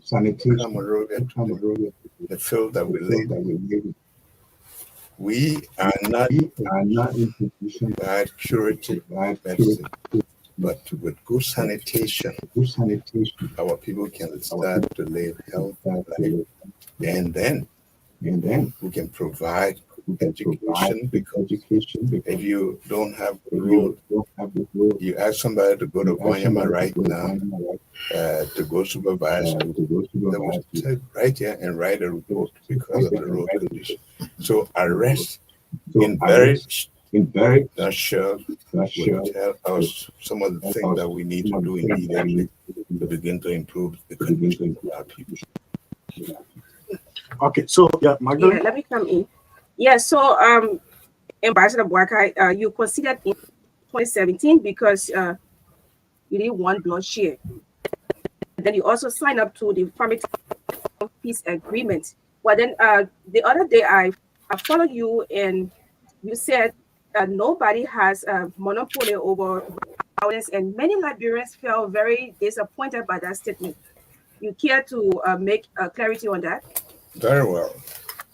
It is to tell people that not because we don't want violence, that people will begin to say that they can drive the Liberians to where they want to go. Nobody, of course, nobody still say that nobody has monopoly on violence. It means that we are peaceful, not because we don't know how to be violent. We are peaceful because that's the best way to go. If we had surrendered at that time, we did it for the interest of this country. But if people begin to believe that you can do anything in this country and you have nothing to violence, you're making a mistake. So it is not to encourage violence, to tell people that all of us that we don't have monopoly on violence. Okay, Mr. Boakai. So, Chris, you want to come in? Magdalene has a follow-up. Yeah, okay, go ahead. Go ahead. Yeah, so Ambassador Boakai, how do you intend to address the issues of women's participation if you take over as the next president? I have always, I think the Unity Parties are there with me. I am always in favor, and I encourage women, the improvement of their lives. Predominantly the LMA. If the LMA is what it is today, I have to make it. If you check around, there are a lot of young Liberians, female, we have to go to school for it. I believe women bring a lot to it because I want to get over from them. When I was in the Senate, I got a lot of contribution women on committees. And when I work in the agriculture sector, it was the women up to today that are involved in the production of in the rural communities. And I don't believe even for a token role. And every time I come here to visit, to talk about leadership, I want to see women leadership. And that's why in Bond County, for example, we have a female who is chair of the party. Then we make sure we have a female that likes to yeah, but with this, Honorable Boakai, if you are president after toward 10, what will be your 100 days deliverable to this country? Sorry, Nat, let me know. She got a follow up to that question. Yeah. So yeah. I seem to be corrected. The campaign team is sensitive, but it's not gender balance. Because there's some calculation and found out that you have over 100 men, and then the females they are just around 16 to 18. I seem to be corrected. The campaign team was not formed exclusively by Joe Walker. You come to the table with people in alliance. Everybody bring people. People bring people and work with them. But let me let you know that we always confusing campaign, canvassing for election with governance. Governance is a different thing. In a campaign, people who come to work with you, they bring their names. They know them better than you. So I can't take full responsibility for everybody who's on that committee. It is an outcome of an alliance. It's an outcome of collaboration. So please don't judge me about that. Okay, Mr. Boakai. I hope we can get my because every time I turn like this, I can hear you. So go on with my question to Honorable Boakai. After October 10, you are the president.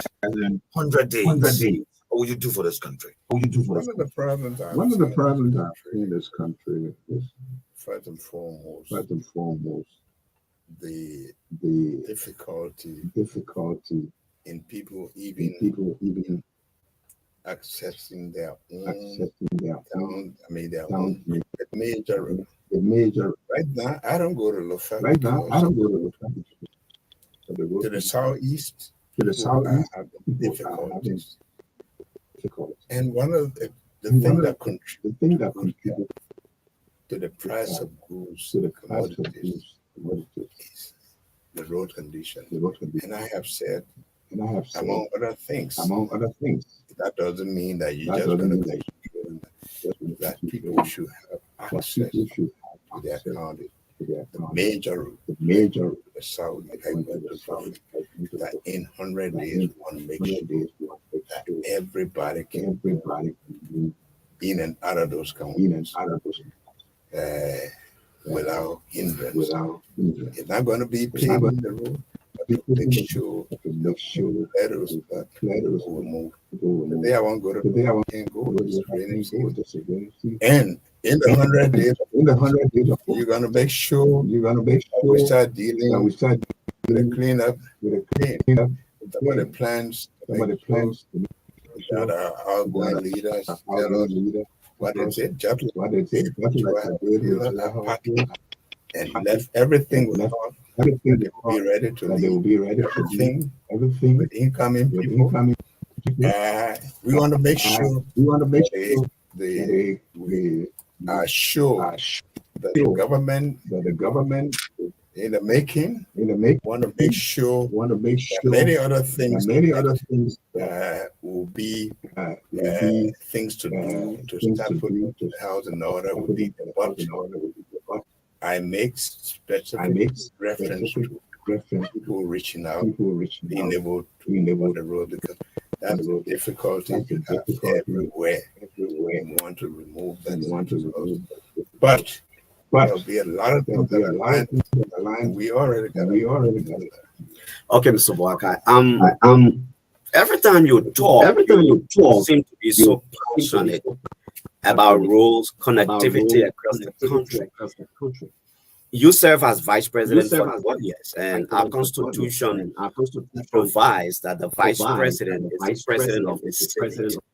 I mean, how come you were not able to influence the Liberian Senate so well, that every time investment and investor came in the country, roads were prioritized? Well, you know very well. I'm glad you asked this question. The Liberian Senate is the Liberian Senate. The president and presiding officer is not a senator. The Senate meets and discusses. Now, all the things that people talk about, why you didn't do it. Firstly, I'm vice president. I assist the president. So most of the time, I go on errands that the president doesn't go to.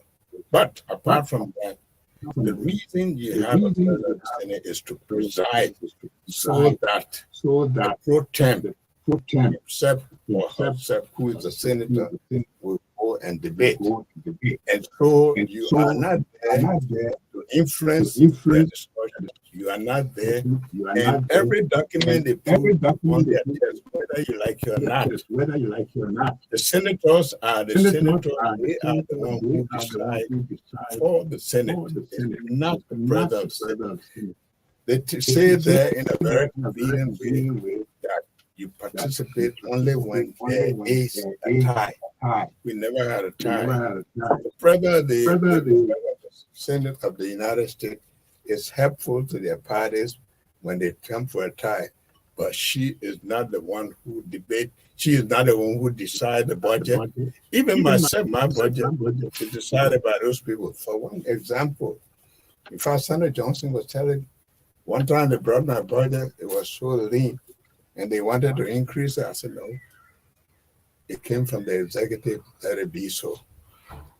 So the president of the Senate and Joe Howard Taylor knows it very well. Let me ask you, were they asking for something in order to increase Well, I don't go into that, but I wasn't interested. The budget, I was part of the executive. They brought it from there. If they didn't have the consideration to give me what I should have, I was not going to get the Senate involved. These are some of the things that bring about confusions. But the president of the Senate, presiding officer of the Senate, you work with the Senate. The Senate decides. What they decide, you just attest to it. Does that also mean that, because I know as vice president, you represent the country at different levels internationally, you sit with the president and you have conversation with the president. Does that mean also that you were not able to convince the former president to see the construction of roads in the country as a priority for your government? I'm glad you said that. And I think one day, maybe Kesley will tell you, I have said to the president at some point in time, Madam President, can we put 5 cents on every gallon of petroleum product that come to this country for road maintenance? The president is the president. You advise them, they want to ticket a ticket. It was not until 5 years after, when Judah Moore, there were the youth that used to advise us. They made a report on the road connections within West Africa. And they said Liberia is the only country that doesn't have funds to maintain roads. Madam President, and luckily that day, Kesley was there with me. I had taken him, Madam President. Kesley. Anthony Kesley. Anthony Kesley, okay. Can we please put 5 cents on every gallon of petrol product that comes here as amount to have road maintenance? The president looked at me. I said, I told you that 5 years ago. The president is the president. You gave them advice, they take what they want to take. You don't force them into it. The road, you think I would have been vice president and I won't have road going to Lofa if I had the power to do it? Then I wouldn't want to go home. I have a farm that I can't reach there. The presidential decisions are presidential decisions. To go to do the groundbreaking for my own road, did the president carry Weah and Joel Howard Taylor there? Did I have anything to do with that? You must show the vice president have limitations. The vice president presides, the vice president assists. That's all. Joel Howard Taylor should tell me how much to be able to influence Weah to do things now. Okay, yeah. So, Ernst, yeah, I want to comment. Honorable Buckeye in 2017, that is in 1997, you said something, and I want to read it exactly what you wrote. I'm asking this question: how are you going to deal with electoral fraud if there will be any this election? You said, I have a mission. My foremost concern is to ensure that the lost image of Liberia is restored. I cannot entrust this responsibility to anyone else. This time, how are you going to treat electoral fraud in this election? While we're in a process, our job is to make sure we do what we're supposed to do as a party in opposition, and we are doing that. We want to make sure, and I have to believe that the NEC, all of us who work in whichever way, we are responsible for what happens in this country. You can be with the NEC, you can be with the judiciary, you must understand that your responsibility to this country. So we are hoping that the NEC will know that we are serving this country, that the judiciary will know they are serving this country, and that we all ensure that after we have gone and canvassed and made sure on behalf of people that the election is free, fair, transparent, and credible. If that doesn't happen, I don't think the Liberians would like to say that the election was stolen from them. And we believe that the people who are there, they too love this country, to make sure that the election goes to the winner. We're not afraid of people winning, but want to make sure that it's done credibly. Okay, so it is 15 minutes or up to 5 o'clock. You tuning into a special edition of the platform State of the Nation. Is on Truth FM 96.1. Of course, it is the radio service of the Renaissance Communications Incorporated. Unit Pakistan Abera Jobsa Yuma Bwaka is taking questions from 4 presenters this afternoon. Mr. Former Vice President, let me continue with this question. One of your rivals decided to open their campaign with a coffin on the shoulders of exuberant youths. Did the coffin carry a portrait? A political commentator told me that on air, that has in fact boosted chances or increase your support, because this is repeated over and over again. This is not the first time. This is the second time. Has this in any way played on your intelligence or demean your pressing as an early statement? Sorry? I didn't quite get that.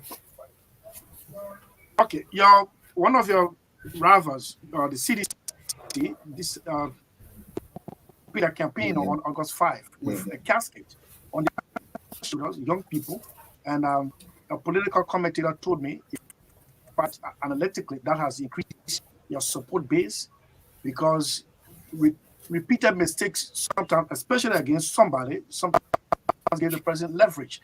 Besides it being an increased support for you, has this in any way demean your character or your president? This is not the first time. You know, I think, let's be honest with ourselves. Let's tell the Liberians what is it that we want to do to improve their lives. Let's tell the young people what future they will have in our leadership. Let's tell the women how we can protect their rights the idea of wishing somebody to die is self-defeating because you want somebody to die so that you can take it. That's not the point. The point here is Mr. Weir has served for 6 years. He has now made himself known to the people. He has shown them first. They bundled him up and brought it to the Liberians.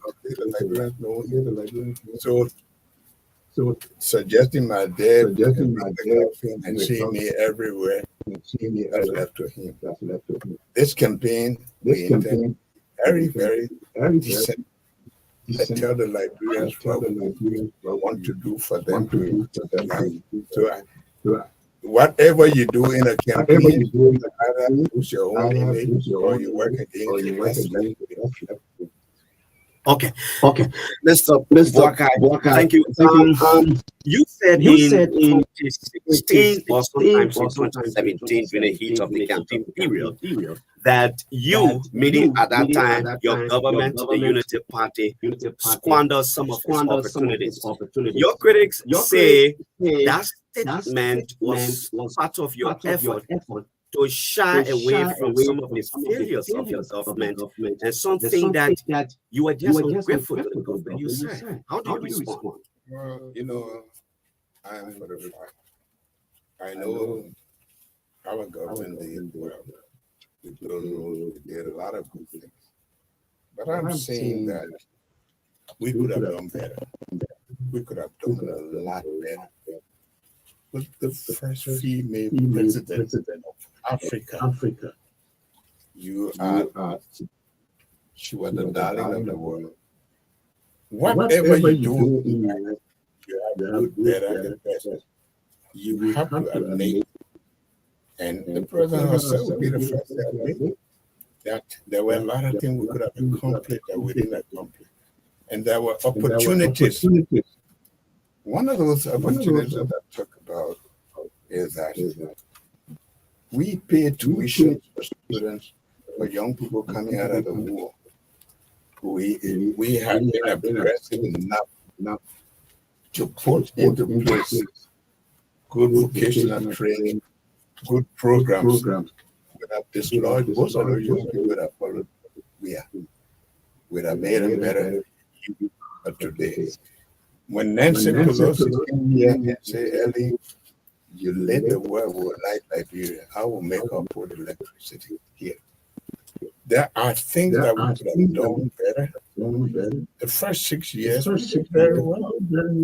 But see, later on, there was a decline. There was a decline in many things that we could have done. So I'm just saying that we missed opportunities. And I have said it in cabinet when they used to talk about donor fatigue. One thing always know that when you are bereaved and people go to sympathize with you, they're not going to be with you forever. Take advantage of the time there, make the maximum use of it. I feel that we could have done better. We missed opportunities. Squander is not money. Squander is an opportunity that we did not take advantage of. And we missed them. For example, some Israeli came here.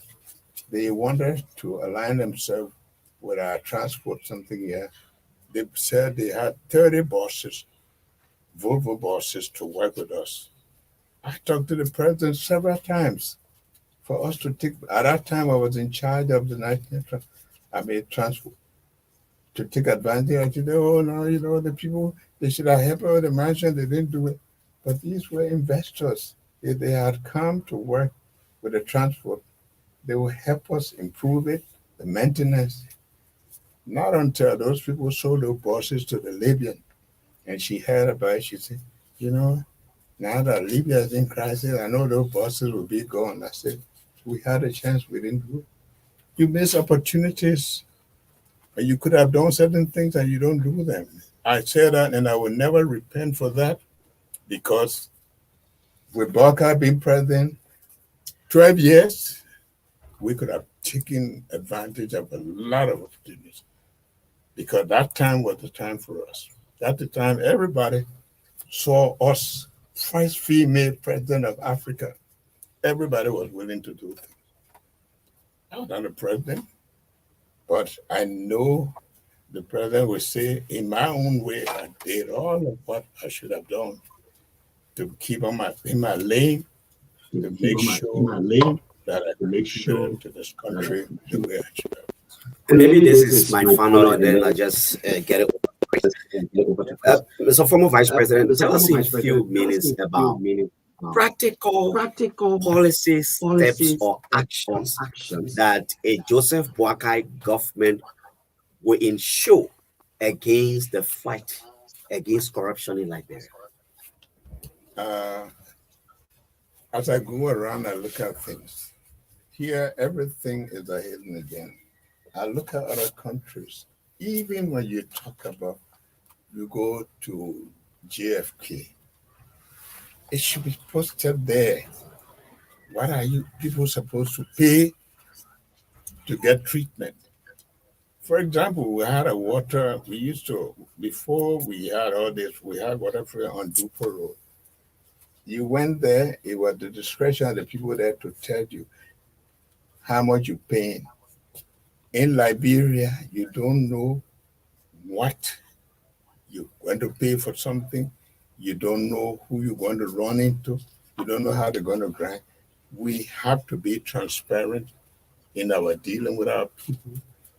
We have to make sure that this country, accountability, that what belongs to the people, that you have to make sure that you account for it. And everybody's going to do that. When we left government, we reported to the office of the vice president. Everything is documented while we left there. We will expect that those things there were received and that other things. Let the Liberian people know. For example, I'm very much aware that the taxes that come to this country here are not reported in full. They have to be full disclosure. And I thank God that we have one of the most eminent auditors already working with us, Malu. And that is John Malu. John Malu. Okay.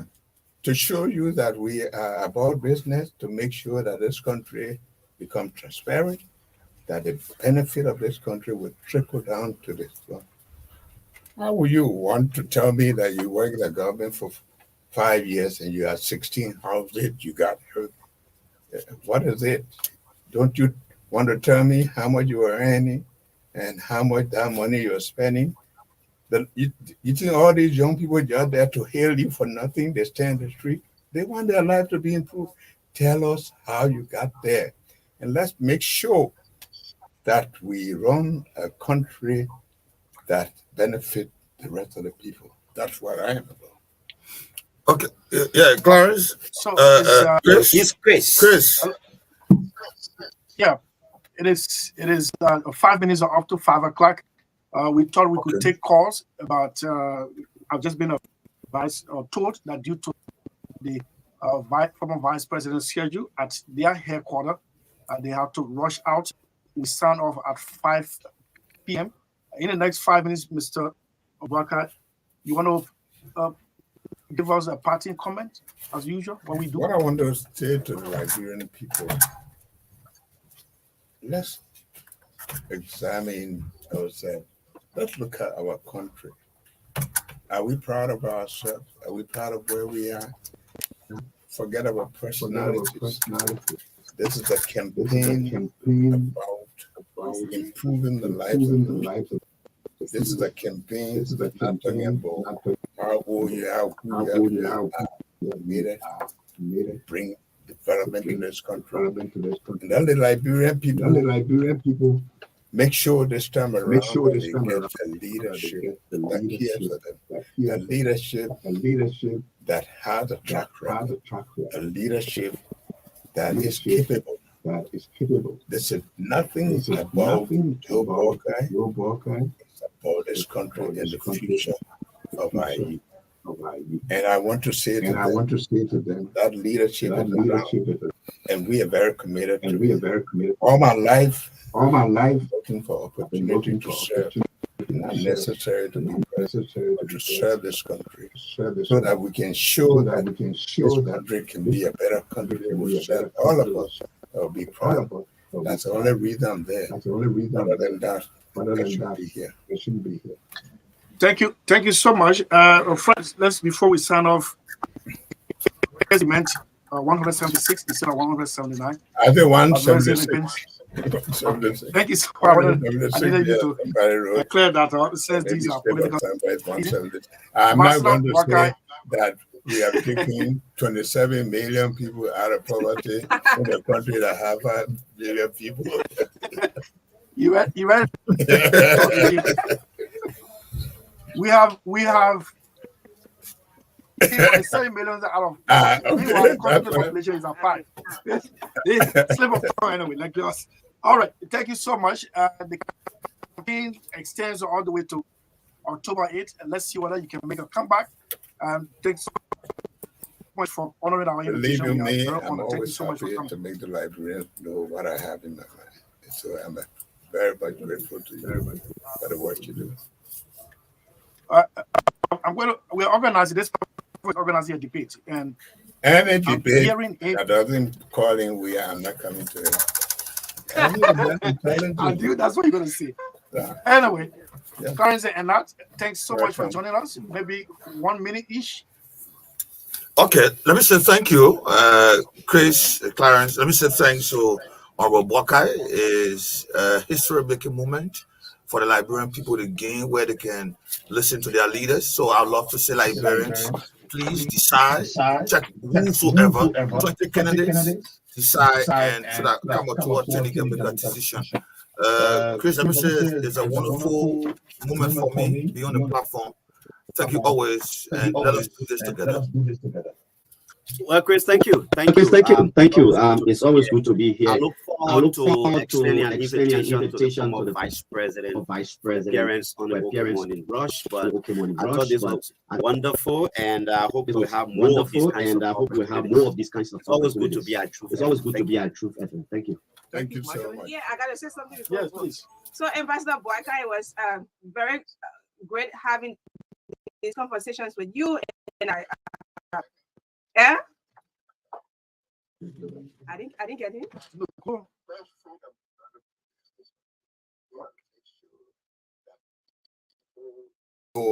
What we are doing and how we're doing it for them.